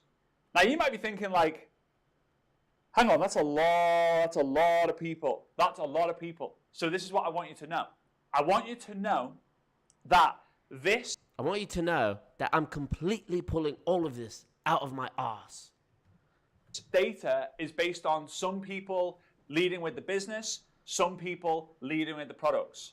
But 5 times 500 times 500 times 500, yeah. If you follow what I teach in I Double Dare You, no, the sequel to his book, I Dare You, I Double Dare You. This shit writes itself. On how to upgrade customers. How do you write a whole book about being a scammer? It's absolutely insane. This video feels like an unskippable ad. Into distributors, you will find that at least 1 of these 4 will become distributors. Now, this is what I want you to do, and what every one of you should do if you're in network marketing and you're serious. And this is me going into depth here to really understand the growth mindset and not the goal mindset. The goal mindset. I want you to get addicted to find ad messaging and asking the question, and not addicted to getting the distributors and the customers. But most people will focus on that because that's where the money is, but I'm going to blow your mind. So, here we go. I want you to take the total amount of commissions that you've earned, and hey, if you're starting out, it might be very low to nothing.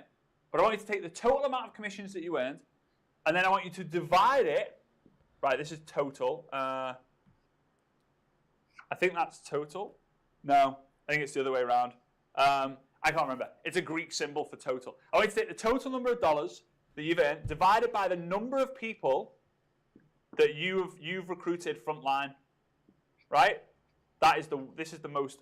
I think I'm drawing hieroglyphics in Egyptian here. So this is frontline. So you bring in Bob to become a customer. You bring in Mary to become a customer. Mary brings in John. That doesn't count because you brought Mary in. So you've got maybe 2 frontline, 5 frontline. So the total amount of commissions, let's say you've earned $1,000, and you've brought in, let's say, 4 people. This is going to give you a total, let's go total, of $250, basically, per person that you've brought in. Just making it up. Look at the fucking chicken scratch on the board there. Fam, Lord, ATQ, $3 sign divided by number, hashtag pyramid equals total 1,000. Like, just saying nothing. Saying nothing. What's up, NPaz? Is NPaz in here? Ah, man. Oh, you're just saying hi, NPaz. He's thinking of the symbol for sum. He's blowing my mind, all right. Right? Dude, Frazer Brookes calling himself the network marketing ninja is hilarious to me. He is as much of a ninja as the woman who sings that song, I Want to Be Ninja. That's the type of ninja category I'm placing Frazer Brookes in. Now stay with me here. Yes, your company might not pay you $250 for getting someone to join, but the person who you bring in might reorder. They might get a big order come in. They might recruit 10 people themselves. So you'll make $250, but also, wait, there's more. They might give you more money. I love how they double down on it. Already, this is such a, like, optimistic estimate. All this data that he's quoting here is so optimistic about the amount of people that are going to respond to you positively and actually convert to a purchase or a recruit. But they might buy more. Have an organization of 1,000 people, but you've just brought one person in. Now we start to look at this and we go, hang on a minute. If based on this number, for example, you would have made $250 with the potential to make another $250 if you upgrade one of these customers. So to make $500 in 8 hours of work, sitting at home on your laptop whilst you're spending more time with your kids, on the balcony of your apartment, in the back garden, on holiday, it starts to now get like it starts to get a bit of a fun game, right? Get a fucking job, bro. Who is doing this on holiday? You can't fucking afford to go on holiday if you are in such a desperate position that you're spending your time doing this crap. Frazer Brookes, you are a dork, bro. You are a dork. So, this is how you get one. If you want to get 10 in 10 days. Imagine imagine paying for business advice and the guy looks at you and tells you, it's like a fun game. Yeah, 8 hours of unpaid fucking work. Looking at the computer screen is a fun game. Also, think just math-wise, you can only follow 7,500 people on Instagram max. So you can only do this process of messaging 500 people, what? 15 times? 15 times? What is 7,500 divided by 500? 7,500 divided by 500. 15 times. Then what? Manually go through and unfollow every single person and start anew? That's going to take time. It's just fucking madness. It's just insane. You're going to end up with a bunch of people following you who are bots, dead accounts. Your engagement is going to be completely trash. Man, this shit is so whack. This is not business. You have to go add a 0 to these numbers, right? It's going to be a long stretch. But here is the thing that people miss time and time and time again. This data is based on a 10-day period. Some of the people, a lot of the people who took part in that challenge are getting results today based on the activity of the find ad messages from this. If I take the data that we get from the inner circle, then the inner circle is my 12-month group coaching program. Instead of it taking 100 ask the questions to get 1 and 4, you will get anywhere from 2 to 3 distributors and about 10 customers. Making it up. From the same work. Why? Because we take the long... Why? Because we made it up. Good news, everyone. If you weren't sure about this business model and these numbers I've provided, don't worry, there's a solution. I made up more numbers to quell that fear.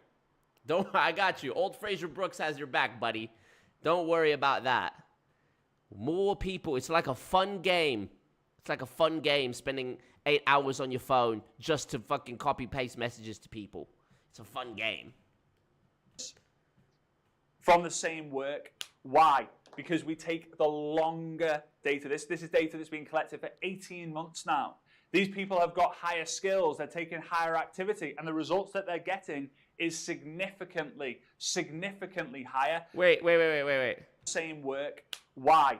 Because we take the longer data. This is data that's been collected for 18 months now. These people have got higher skills. They're taking higher activity. And the results that they're getting is significantly higher. So if they ask the question to 100 people, they can find themselves getting 2 to 3 distributors plus 2 or 3 of these customers upgrading. So they can have 5 distributors joining their business in the 500 fams that they do. So I know it's a lot. It's like, wow, there's a lot of numbers. This is crazy. My mind is crazy. My mind is blown. This reminds me, literally, I'm not even bullshitting you. This reminds me of recently, I was over at my aunt's house, and my 8-year-old niece took a little plastic cup, a little plastic teacup that she had outside that she was playing with in the sandbox, and she put some sand in it, and she put some water in the hose from it, and she brought it over to me and said, I made you some tea. And I said, oh, yummy. Is there cinnamon in there? And she went, yup. And I went, oh, can you make me another one and put cinnamon and turmeric in it? She doesn't even know what turmeric is. She's like, yep. Puts more sand in it, puts some rocks in it, brings it back. Oh, you know what they have in common? Her and Frazer Brookes, they both made it up. They both made it up. Nothing is happening here. There's no business going on here. Don't forget, it's with completely cold audience. People who have never heard of you before, never seen you. If you want to improve these numbers, then grow your skills. Get more consistent on social media with the live videos and the Instagram stories and the Facebook stories and all that fun stuff. I've got other videos all based on that. Feel free to go check out my channel and find that out. There's one thing I want to mention to you more. But before I do that, if you haven't already done so, I have 2 best-selling books. There we go. That's why they're on the wall back there. I Dare You is the ultimate guide to recruiting more people using social media. And I Double Dare You is the ultimate guide to getting people started and duplicating on social media. Disgusting. Absolutely bottom of the barrel. Disgusting person. If you're struggling recruiting people, this is the book for you. If you're struggling to get the people that you recruit to do something, this is the book for you. Some of you, a lot of you, will want both of the books. But you can click the link down below in the first line of the description to check it out. You'd be doing me a favor, you'd be doing yourself a favor, and you'd be doing the whole world of network marketing a favor by raising your level of professionalism. So, have the growth mindset. Look to find, add message, connect with people if that's your style, and then introduce them by asking them the question. All scripts are mentioned in here for you to be able to get them in front of a presentation. Of the 100 asked questions, you might find 10, 20, 30 people says, yes, sure. The rest will ignore you, block you, delete you, call you a scammer, all this fun stuff, right? It happens a lot. It's like a fun game.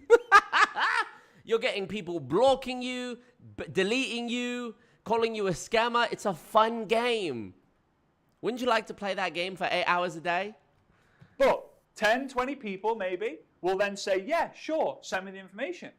You have to now make a decision. Are you going to be sending them information about becoming a customer by sending them information about a product, or distribute information? But that is the average number of results that you can get if you do this in a 10-day period. But remember, growth mindset. Get addicted to the find ad message. Get addicted to the ask the question. Start to identify what your number is. When you start out, it'll be very, very low.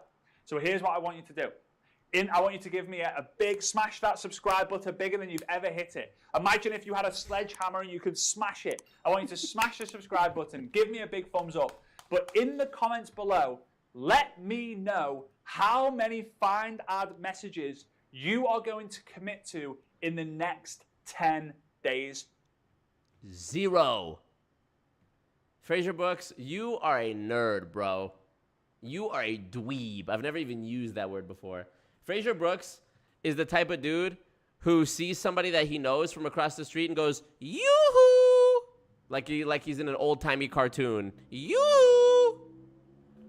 Starting from when you watch this video, how many people are you going to find ad message in the next 10 days in your network marketing business? I'll tell you this. If it's under 100, you will get little to no results. If it's about 500, you can expect some great things to happen in a 10-day period, right? So go give me a number down below. I can't wait to see your comments. I'll be replying to all the comments. And again, if you hit that subscribe, I'll be seeing you on the next video coming real soon. Have a great day. Bye-bye. Jesus Christ. How can you get addicted to this process of getting blocked and deleted and told you're a scammer and getting told to fuck off, in order to get addicted to something, doesn't there have to be like a dopamine release in your brain? Like, isn't that why chocolate and cocaine and shit is addicting? Because it actually makes you feel good? This sounds like the most miserable experience. Get addicted to the game. You gotta love it. How could you love this? Oh my God. He wants me to join multi-level marketing. Jerry, you can't join multi-level marketing. It's a scam. It's a pyramid scheme. My goodness. Toodles. Yeah. 10 days. Give it 80 hours. 8 hours a day for the next 10 days. That's what I want, guys. Easy peasy. All right, here's another one. This one's from only a month ago. 2,000 views. Not bad. And it's called The Best Side Hustle to Start in 2023. I wonder if it's multi-level marketing. What's up, fam lords? It's me back again with another banger video. What a dork. I would bully this dude in real life. And the sad thing is, he probably is a fucking millionaire. That's what's sad about it. Or maybe he's not. Hey legend, Frazer Brookes here, and in this... Hey legend! No, bro. No. Not calling your fan base of pyramid scheme acolytes legends is so bad. Video, I want to share with you the best. Hey legend, Frazer Brookes here, and in this video I want to share with you the best side hustle to start in 2023. My name is Frazer Brookes and I help people all over the world build their business using social media, build a brand, connect to the world, and I'm so excited in this video to be able to help you. So the word side hustle is... Welcome to my YouTube, Panda. Probably gumball machines, yup. Insane. What up, fam lords? Kind of being a really big word over the last few years. People talk about it all different side hustles on TikTok, and there are YouTube channels dedicated to side hustles and people talking about making more money. But there are so many different options out there. How do you choose what side hustle to do? How do you get started? Why is he wearing the Britney Spears like Q-tip stage mic right now? He's in a room by himself. How do you go all in? And the reality is, with the recession and the prices of oil going up, prices of gas, goods, like all these different things going up, hotels, man, they're crazy now. Flights are nuts, right? All these things going up. Having a side hustle is completely accepted and most likely advised by many people. The idea of a second income coming in gives you more security, gives you more strength, also builds your confidence as well, knowing that you're going to be able to survive past the next 2, 3, 4 months. All right? So in this video, I want to share with you what I came across and how it completely transformed my life. So in 1987, my dad woke up one day, my mum was pregnant with me. He'd got this big house, 5-bedroom house, but it was in need of dire repair. It was crazy. Lean against the wall, the whole house would have fell down. And he made his way from his bedroom into the bathroom, and as he opened the bathroom door, one of the guys who was living in bedroom 2, who's now my godfather, weirdly, he basically said, get out, get out, get out, because he was sat on the toilet. My dad was like, whoa, no, I saw too much. He kind of did one of those reverse jobs, and he walked down the stairs to this 5-bedroom house where 14 strangers were living, and he went into the kitchen, and he saw a newspaper advertisement on the kitchen table, and through anger and rage by being thrown out of his own bathroom when he had a baby that was on the way for 5 months, he saw this car that was advertised.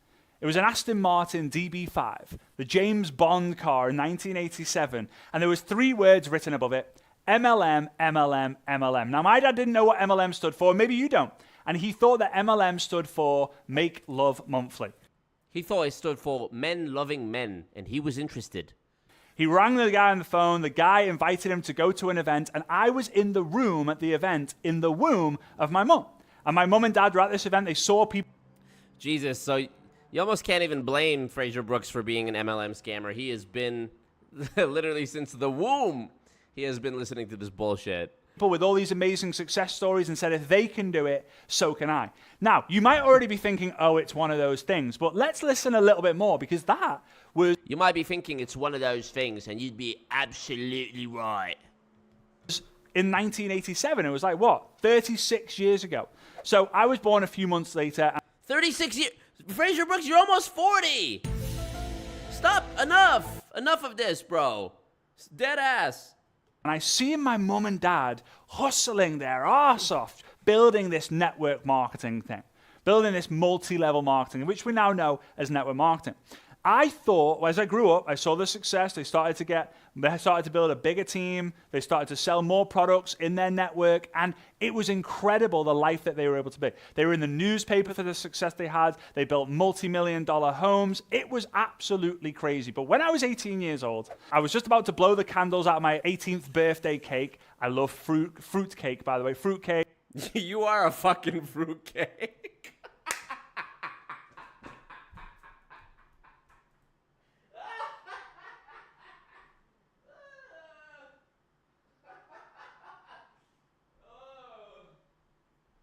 You are a fruitcake, bro.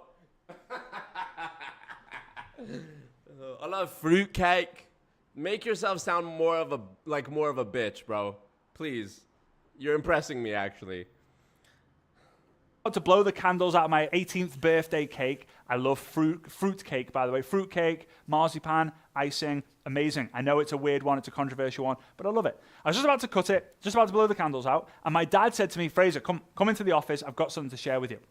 So I follow my dad into the office. I'm super happy. I'm 18 years old. My dad's made millions of dollars from this network marketing thing. Maybe, just maybe, I'm going to get a Rolex. Like, I don't wish for much, but that would be cool. He sat me down. He gave me my first ever official network marketing presentation. I'd seen him do it for all the years, and I said to my dad, no, I'm not extroverted like you. Now, believe it or not, I am introverted. It might not seem it on camera here, but I am. So I said, it's not for me. I'm not as crazy as you. He said, okay. And over the years, I went to university, studied construction management, got my degree whilst he was traveling the world, living life on his terms, buying the houses, buying the cars, buying the clothes, going on the holidays, whilst I was dreaming of having a vision of working on a construction site, wearing my hard hat and my high-vis vest. Side note, I don't look very good with a hard hat on. I'm sure it would be better than what we got currently, Frazer. Keep your head up. So, 4 years went by, and I said, you know what, Dad? Enough is enough. I've got the fear of missing out. I am going to do this network marketing thing. And I'm grateful that I did, because in a 5-year period, I was able to build an organization of over 300,000 customers. The 300,000 customers all had a benefit from the product, right? And this is one of the things that most people get wrong in network marketing. People think like, oh, the people at the bottom of network marketing don't make money. So let me just discuss what network marketing is. Let's kind of just break it up into the two words. We've got network and we've got marketing. The first word, network, is all about building a network or an organization of people who promote a product, service, or offer. Some people promote an opportunity. That's it. You build a network of people. If it's just you promoting the product, then you're leveraging your time, right? Yourself. If there's 5 people, then you're leveraging the time of 5 people's effort. If there's 100 people in the organization, then you're leveraging the time of 100 people. The second part is marketing. Well, this is where you need to market a product. So you build a team, an organization, your network, and then you help them market the product, the service, the offer, the opportunity. You can do that by running ads. You can do that by creating content. You can do that by reaching out to people in Facebook groups. You can do that by contacting your friends, your family. There are so many different ways. And in 2023, with social media and AI, it makes it faster and easier and better for us to be able to leverage vehicles that are already racing to success. But here's the issue, right? Is he actually going to address what he said he was going to address before he broke it down? People saying that most people in MLM lose money? What we've got to do here is break it down into 2 words, right? Pyramid, this is the first word, scheme. So pyramid, let's focus on that for a moment, right? Pyramid, we've seen them in Egypt. We're familiar with the shapes. We learned about it in algebra, in math class. That's the first word you've got to learn. So that's a pyramid, something that expands as you go down, right?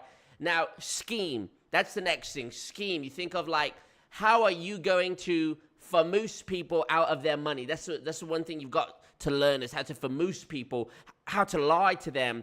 Pretend that you're really interested in their life. Pretend that you have a mutual interest. But little do they know, you've messaged 500 other people that day on Instagram with the exact same thing. You put these 2 things together, And what you've got is a system where most people will lose money, but by the grace of God, if you're consistent, you believe in yourself, you will be at the top and you will be earning. So that's the best side hustle of 2023. Right? With everything that looks great and everything that is great, there are always things that maybe you think aren't great or maybe don't look great. For example, only the people at the top make all the money. Well, let's just handle that one for a minute. Isn't that the case with everything? I love it. I love it. This is one. They make it so easy. It's not even like softball. It's like t-ball. The ball is sitting right there, and I just have to go up and hit it. It's too easy. Isn't every industry guilty of the same thing? The person at the top makes the most money. The CEO makes more than the cashier. How is that any different? Well, because the cashier actually gets paid, Frazer. The cashier also doesn't have their pay determined by how many cashiers they recruited under them. They also don't advance through the ranks of their company because of how many cashiers they have under them. Don't you see? Don't you see? In traditional corporations, the person at the top, let's say the CEO who's making the most money on paper, they also have the most important position. They probably have the experience and the skill set that isn't easily replaceable, like the cashier, which is an entry-level minimum wage job in most cases. So it stands to reason that they would make more money. They're responsible for a greater return that the company is making. They're responsible for for more. Oh, well, your job is a pyramid scheme because your boss makes all the money off your back and you're working and making the pizza and you just get, $12 an hour, but he's making a bunch of money. Yeah. You know who also had to take the risk of investing in the place and signing the lease on the location and buying the pizza ovens and every month is seeing, balancing the books to see, okay, here's how much sauce and cheese and dough costs. They're assuming the biggest risk. It would stand to reason that they earn the most. The people at the lowest level of the system, the cashier, the person on the line making the pizza, whatever example you want to think of, they have security. They have stability. It doesn't matter if the company's stock goes up or down. It doesn't matter if no pizzas were sold that day. They still get the money for the time that they clocked in and out, for the hours that they worked. If they worked 8 hours, they got paid for 8 hours. The owner of the company doesn't have that luxury. There's a risk there. Hence, they make more. What else? Is there any other layers to this nonsense, to why this analogy is nonsense that I'm missing here?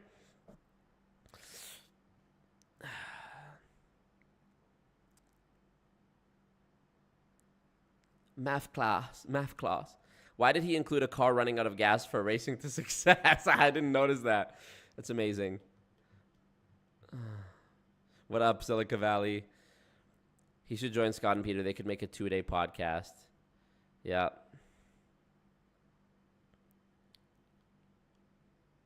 He's good at talking so much without saying anything at all. Literally. Ponzi scheme with extra steps. Literally. You are a goofball, Frazer Brookes. You are a fruitcake. People also came into the store. Yeah, great point.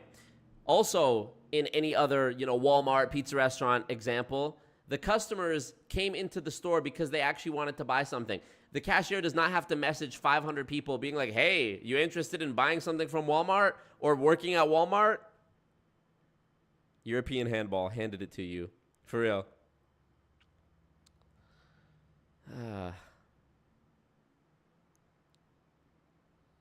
Insane. Let's continue. Think about golf. Isn't it the best performers make all... Peace out, Devin Kelly. Isn't that the case with everything? Think about golf. Isn't it the best performers make all the money? Yeah. Don't the best golfers make the most money? Yeah, so you mean the most qualified, most skilled, most talented people? Yeah, they do make the most money because they're the best. Because they actually had to hone their skills. Tell me, what skill are you sharpening by copy-pasting messages to 500 people a day and pretending to be a genuine person who relates with them on something? Complete nonsense. Yes. Look at football. American friends call it soccer. Only the top 0.1% of people who play football actually make money, right? Let's think about your job. You might have a job and you might be getting 20, 30,000 pounds. Also, professional athletes, it's commonly known that they are the upper echelon of athletic performers in the world. Athletes, soccer players, hockey players, football players, they're not going on TV or on Instagram every day going, if I can do it, you can do it. All you have to do is buy this starter pack, the starter soccer ball for $500 and recruit 3 other soccer players. That's actually a skill-based ranking system. Complete nonsense.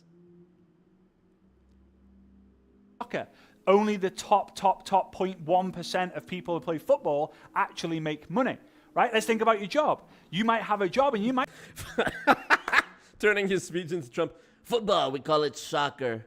So funny. Maybe getting 20, 30,000 pounds or dollars every single year, and you're happy about that. But only the person at the top makes all the money. Now, you're happy with your amount. No, he literally just contradicted himself. You might be making $20,000, $30,000 a year, and you're happy with that. But the person at the top makes all the money. Well, no. If I made $20,000 or $30,000 a year, that means they didn't make all the money. I made $20,000 or $30,000 of it, didn't I? His words, not mine. But here's the thing. Network marketing is not just a side hustle income, but it's also a side hustle growth experience. Most people don't think about this. Network marketing, when you want to look at it, you look at it as, I want to join it to make money. But the reason you stay is for the people you meet and the person you become. I believe it was Jay-Z said, your net worth is linked to your network. Well, here's the thing. I'm something of a rapper myself. How are you building your network right now? Because it's your network. Well, here's the thing. How are you building your network right now? Because it's in the name network marketing. If you want to be able to grow your net worth and become financially free, then you need to be building a network. Why not do it in network marketing when it's called network marketing anyway?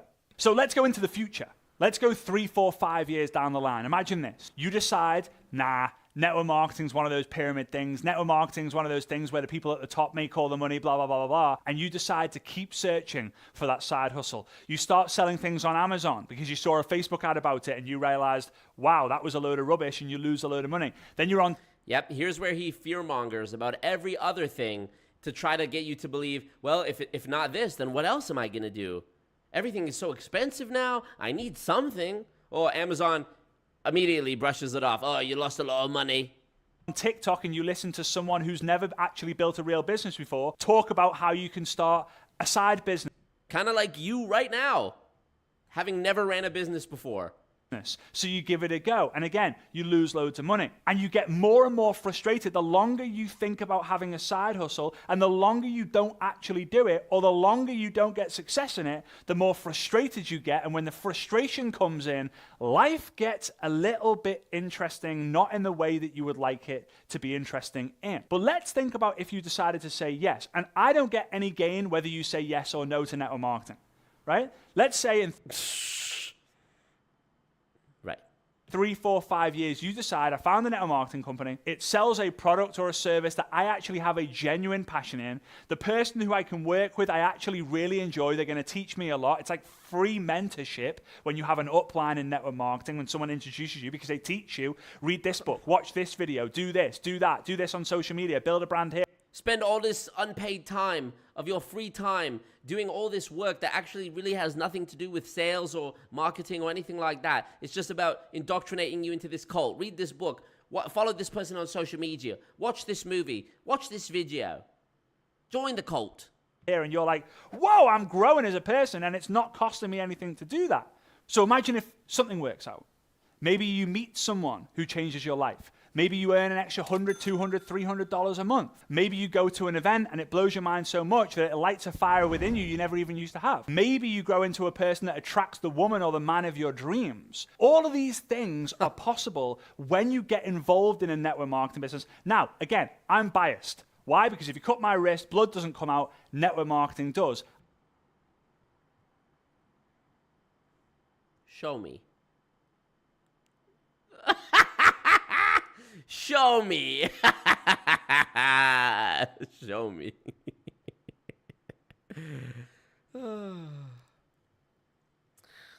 I've grown up around it my entire life. I don't expect you to see it how I do. They often say that a turtle will never understand a giraffe's decision. Why? I'm a giraffe. I'm all the way up here. Why? Because I've seen the bigger picture of how network marketing can change your life and lives of people who are associated with you if you decide to do it. But right now, maybe you're at the surface level. This might be the first time you've ever heard about network marketing. Then you start to watch some YouTube videos. Then you go to an event. Then you get involved. Then you go to a company event. Then you start... How do you bleed network marketing? He cuts his wrist open, just a bunch of little people losing money fall out. selling the products. And then you start to, and you grow into the giraffe. And then guess what will happen? You will speak to other people who don't see it like you do. And you'll realize, wow, they were who I used to be. And guess who the best people to help in this life are? The people who you used to be. Why? You have experience, you have stories, and you have skills as well as being able to relate to them. Okay, so I want to recommend something to you. Frazer Brookes, if you are this much of a nerd, dork, geek at almost 40 years old, I actually cringe to think what you might have been like at 28 or 18 years old. This shit is sad. You've had almost 40 years as a man to develop and become something, become someone. And this is who you've chosen to become. Absolutely heartbreaking and gross. Right? And now you might not be in network marketing. If you're not in network marketing, you're still going to get some value from this. If you are in network marketing, amazing. You're going to love this. I've got a 5-day branding and social media bootcamp. I gain nothing from this. For network marketers, which is also going to help you establish whether these are the sort of things you want to learn. All you got to do is go to frazerbrookes.com/MLM. It's completely free. You can check it all out. Great information for you to be able to start a side hustle in network marketing, or maybe take what I teach you and go and start a different side business using the information. When you grow, you come up with ideas. When you grow, you come up with the bingo moments, the light bulb moments, the ideas that make you go, ooh, I should do this. So I hope that you've had some sort of insight into network marketing in this real basic term video. I hope that you kind of understand the side hustles out there that you think look attractive, maybe not be as attractive as you think. He was a prefect in school. I thought that was only in Harry Potter. Is that a real thing?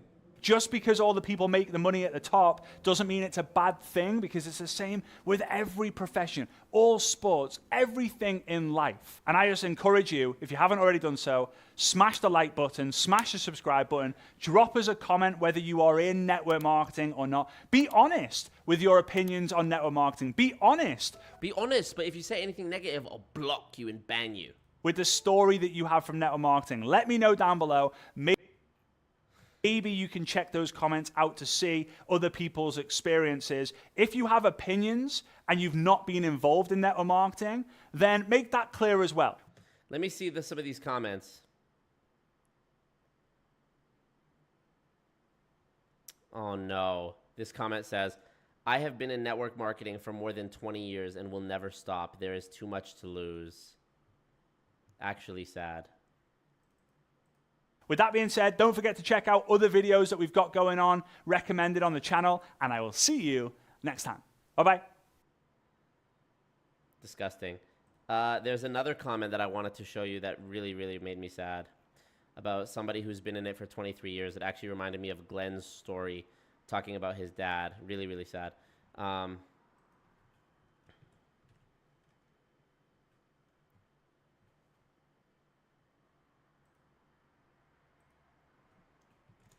I think it was in this one, actually. The strategy I used to explode. Here, this one. The recruit 10 people in 10 days one, I think, that we just watched. So,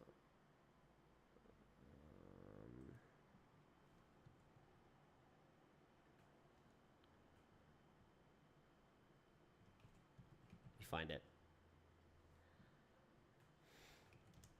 Somebody's saying they've been in for 23 years and they haven't been making money, but they know they're going to keep going and blah, blah, blah.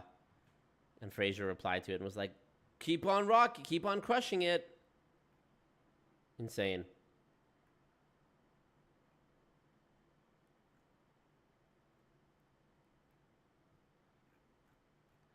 Try to find it because it was worth mentioning here.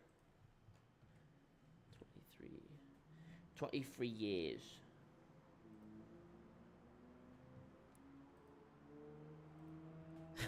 Hi, Frazer. I'm a little stuck with the Lord people. What do you do when someone asks you about your occupation? Do you go straight towards ATQ?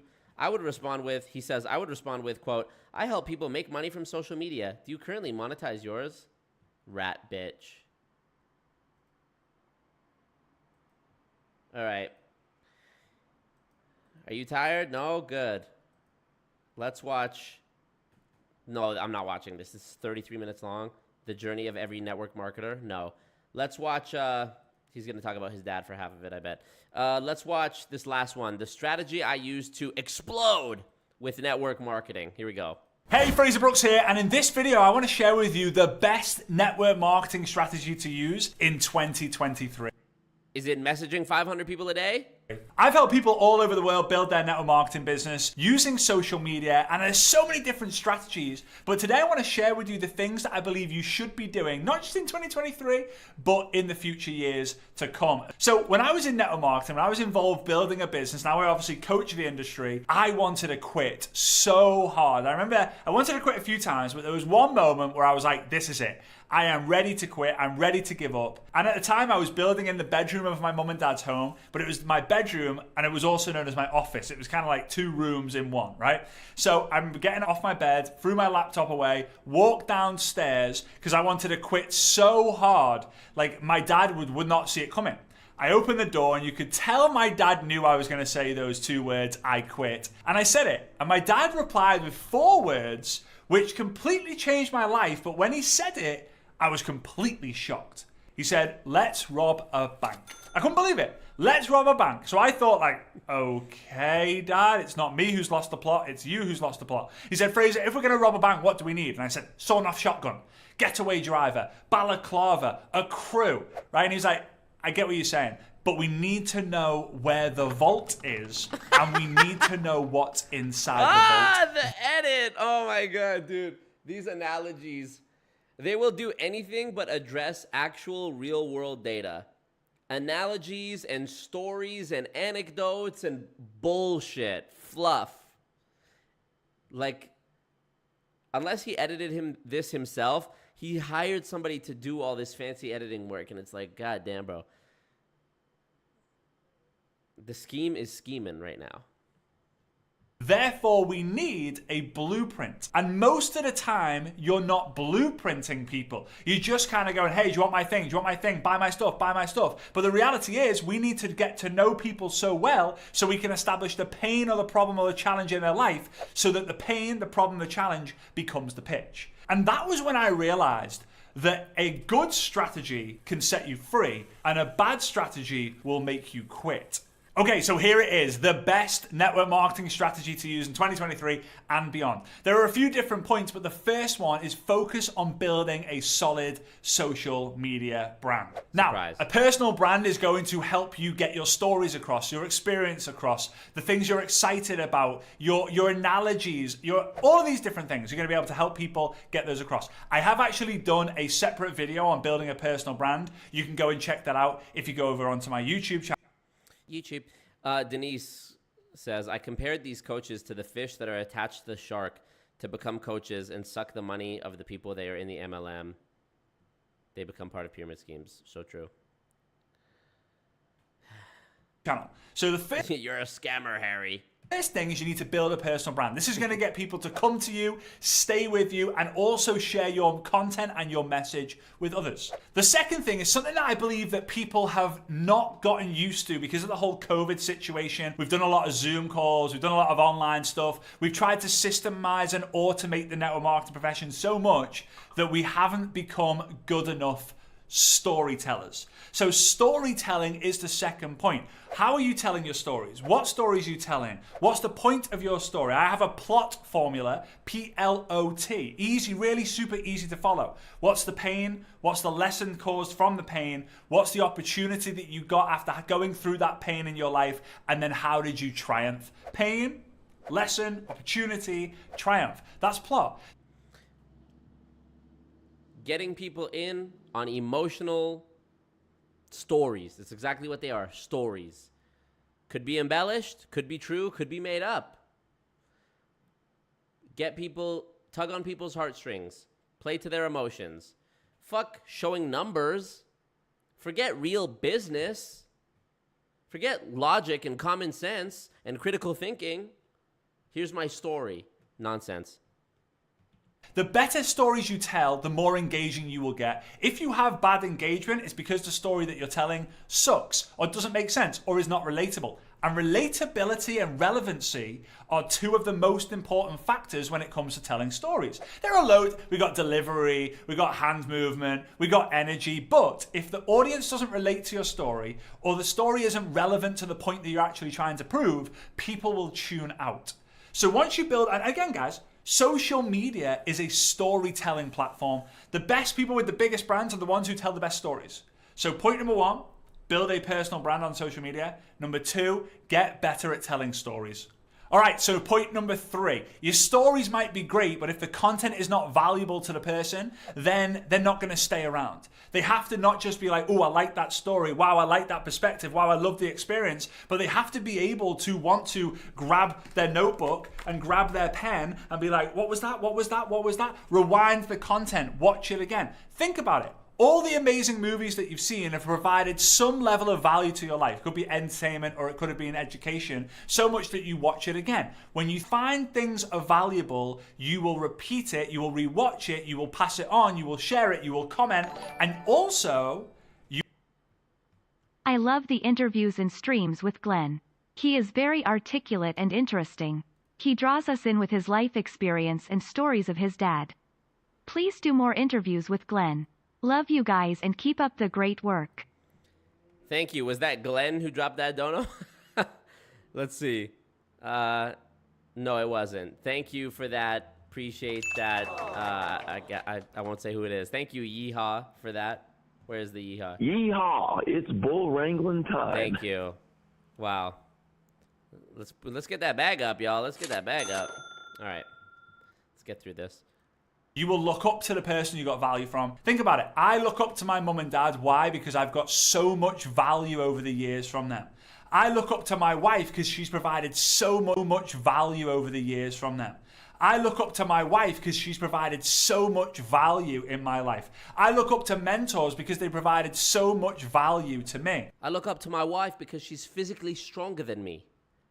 And I hope that maybe you look up to me because I provide so much value here on this channel as well. And if you have got value, please do me a massive favor. Smash that subscribe button. It massively, massively helps. Okay, so point number 4. When you build a strong personal brand, when you get better at stories and you provide a lot of value, you're going to be able to create a strong online presence. Right? This means that when people go onto social media, because they've subscribed to you, they've followed you, they've friended you, they've engaged on you, when they go on social media next, your content is seen by them. And when your content is seen by them, they're more likely to like it, engage with it, share with it, comment on it, whatever it might be. So then the people who follow them, who have an interest in that topic, are also going to see that content. So the more content you produce that's high quality, that's great storytelling, and the brand you build is going to create that strong online presence. The key to this is knowing who you help and what you help them with. I can't believe Frazer is married. Frazer is the guy who, yeah, he just wore her down. I showed you my penis. Please respond. Honestly, I have no experience what it's like being I have no experience being a woman, but honestly, I can't imagine. I'm trying to imagine this right now. I'm married to Frazer Brookes. We're about to have sex. He's on top of me, thrusting his skinny body inside of me. Oh yeah, Frazer. I just can't. I just can't. Who is like, yeah, you know what? That's the man of my dreams. That's the one I'm gonna... Oh, goodness. It's all yours, Frazer. This is all yours, Frazer. Nice. Nice. Visualize with me, y'all. Visualize with me. Come on now.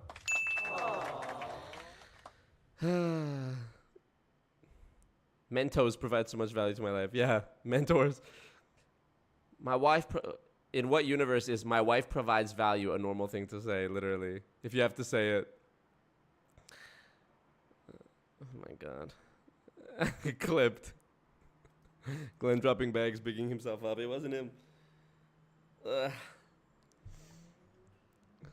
He's like, I bought you dinner, so you might be back. And yeah. If you know the who and you know the what, it becomes easy for people to identify you as the guy or the girl who helps network marketers build on social media, right? It helps you become the woman who helps dogs. This salty dog's got his hand in the honey pot, does he? You cheeky git, you. Disgusting. Disgusting. What up, Kylie W? Also, please do more Monday Misery episodes. I love watching those episodes. There's nothing better than listening to someone's life experiences. We can all learn something from it. Maybe I will. Maybe I will. Peace out, Kylie. We'll catch you tomorrow. Improve their on the morrow health, right? You could be the man who helps dads travel around the world more for less, right? So the more you know who you help and how you help them, what you help them with, the easier it is for people to identify that they're a part of that crowd, they're a part of that tribe, and you can help them. This is what's going to build you a strong online presence. All right, number 5, leveraging SOP, strong online presence. Write that down. Social media. Obviously, to be able to do this, you need to leverage social media. So be aware of the platforms that you're using. Are you using Facebook, Instagram, TikTok, LinkedIn, YouTube, Pinterest, Snapchat, Twitter? What apps are you using? But when I say just using, like you're actively posting every single day on the platform. Like, are you using Facebook groups? Are you using Instagram lives? Are you doing TikTok videos? What are you doing? Establish, because every different platform does have a different audience. There's obviously going to be a level of crossover where you've got people who follow you on Facebook and Instagram, but it's one of the easiest ways to identify who actually loves following you. Because if someone follows you on Facebook and doesn't really like your content, they ain't gonna go and find you on Instagram. Oh, I really don't like this person's content, so I'm gonna go get more of it on another platform. They just don't do that. But instead, they're gonna go, wow, I really love Bob's content on Facebook. Let's go see if Bob's on Instagram so I can follow him and tune into his behind the scenes inside of his story. If you crush your Facebook content, you're gonna grow faster on Instagram. It's such an interesting perspective when people say, hey, how do I grow my followers? We always talk about engage more, follow more people, reply to the comments, create more content, but no one's really talking about go and crush it on the other platforms and say, hey, if you're not following me on Instagram, I'm over on Instagram. I go live every 7 p.m. I go live every day at 7 p.m. Or hey, come and follow me on TikTok. Unbearable. Can you imagine somebody you follow going live every day at 7 p.m. and getting the notification for that? Leave me the fuck alone. Where I do a funny or entertainment-based reel or video every single week, right? Use one platform to get people onto the other platform. Now, if you're starting out, I recommend 2 platforms. Why? Because if you get blocked or banned on one, you're going to be crying about it, right? Instagram recently had a bit of a meltdown, okay? And people are like, oh, what do I do? What do I do? My Instagram account's locked, or my Instagram account's this, or my Instagram account's that. Go over onto Facebook. But I don't use Facebook. Exactly. 2 platforms. Right? Instagram and Facebook, really, really good place to start. If you can get it to 3, Facebook, Instagram, TikTok, we call it FIT, Facebook, Instagram, TikTok. Oh my God.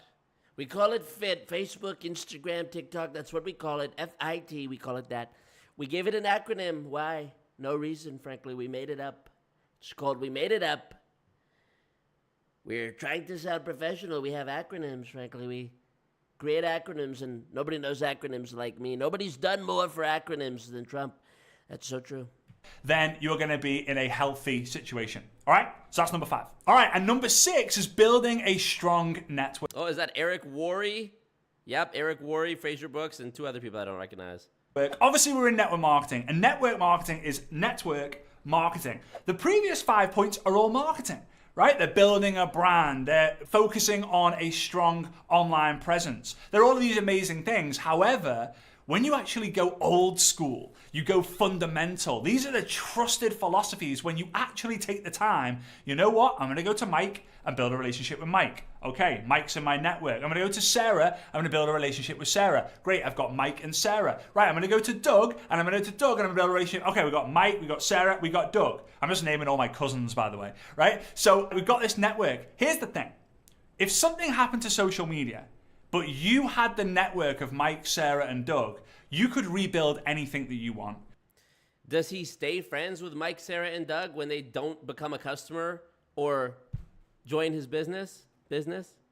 But you could also leverage the relationships to ask for referrals. You could ask them directly, hey, who do you know who I could be able to help lose weight? Who do you know who I could actually help to improve their hydration? Who do you know who I could actually help make an extra income? I'm going to go FAP, son. Facebook apps posts. We call it FAP. Hilarious. Heck, you might be able to go Mike, Sarah, and Doug and say, hey guys, if I was to make a post for you on your social media, would you be open enough to post it? It would massively help me out. Yeah, sure. If I don't have the relationship with those people, they're going to say, no. Who the fuck would do that even if you did know them? Imagine going to your best friend who would do anything for you. Hey, if I made a post for you on social media, would you post it? I'll probably need more information than that, but also, no? The fuck? No, but when I do have the relationship with that person, they're more likely to say yes to the things that I ask of them. So when they think I'm a genuine person and a real friend, they're more likely to say yes when I try to dupe them. Genius. Look at that picture. Imagine that in black and white. That's a serial killer picture right there. Relationship, nurture the relationship, and don't be afraid to ask them questions that are not only going to help you, but mainly help them. One thing I love to do is recommend books, podcasts, movies, YouTube clips. Why? Because it's so easy for me to recommend something that I didn't have to create and then come back to me and go, that movie, you're right. That movie was so great. What others do you recommend? I don't want them to go to the Amazon or the Netflix or the Apple TV algorithm. I want them to come to me and ask for recommendations. So there are so many different strategies in network marketing. People always come to me and say, hey, Frazer, what's the system? Well, in McDonald's, believe it or not, doesn't just have one system. They have a system for the fries. They have a system for the chicken nuggets. They have a system for the box that the chicken nuggets goes in. They have a system for ordering. They have a system for the drive-thru. They have a system for the McFlurries. They have a system for all these different things that creates the overall system. So here's the thing. Your strategy is going to be the one that you do long term. The best strategy in network marketing for any year, whether it's 2023, 2024, 2025, is the one that you do every single day. You wake up, you do it. You go to bed, you think about it. You're not having a great day, you still do it. You have an amazing day, you do loads of it. What's that for you? Now, it should be something around building an online presence, building a brand, telling better stories, connecting with more people. But the idea really is create content and connect with the world. Create content to build your brand, connect with the world to be able to build that network. Do those two things and you are gonna have a fantastic strategy that you can use long term. Why? Because those are the fundamentals these days. Building a network marketing business on social media is not just what's moving fastest, but it's what the world want to do more of. It's like, hey, do you want to make money online? Yeah, sure. Hey, do you want to make money working from home? Yeah, sure. Hey, do you want to do a network marketing thing? Ooh, sounds like one of those pyramid things, right? So leverage your business, leverage the system, and leverage the fact that you're building online, and you'll do great.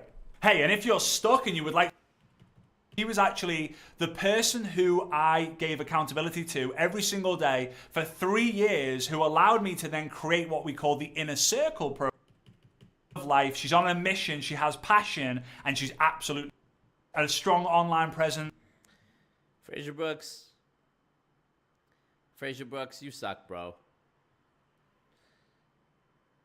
Absolutely insane. Absolute insanity. I can't even believe that. That's really crazy. Where's my always Marco thing here that I want to put on that screen too? Control C, let's put it here too. Oh yeah, that looks quite nice. Insane. Insane. I learned nothing. The best strategy is do something, literally. The best strategy is the thing you do every day, okay? So consistency. But what am I being consistent doing? So exhausting. Thank you guys for sitting through that with me. We made it through. We made it through. Pat yourself on the back. David says, I feel jacked up. This guy got me hyped up. I'm ready to network, create content, and sell. This guy's a natural salesman and leader. I am so fucking motivated. There you go.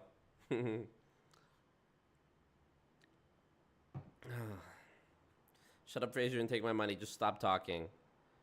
You always find the best scammer guys. Shout out to Dave Vaughn. He sent me a whole folder of, like, people to react to. This is why we threw their tea in the ocean. Yeah. Yeah, man. Absolute insane. Absolute insane, man. Psychopath, in my opinion. And it's like, how do you continue to make content? Hey, legend, saying the same shit over and over. Look at his channel. Hey, legend, Frazer Brookes here, and Network Marketing Explained. What you need to succeed in network marketing. 18 minutes. How do you make 18 minutes worth of nonsense content like this? AI Crash Course. The network marketing future is now. I mean, dude, this guy's a madman. What's his most viewed shit? 134K views. That's the one we watched. Facebook Algorithm 2018. The Ninja Network.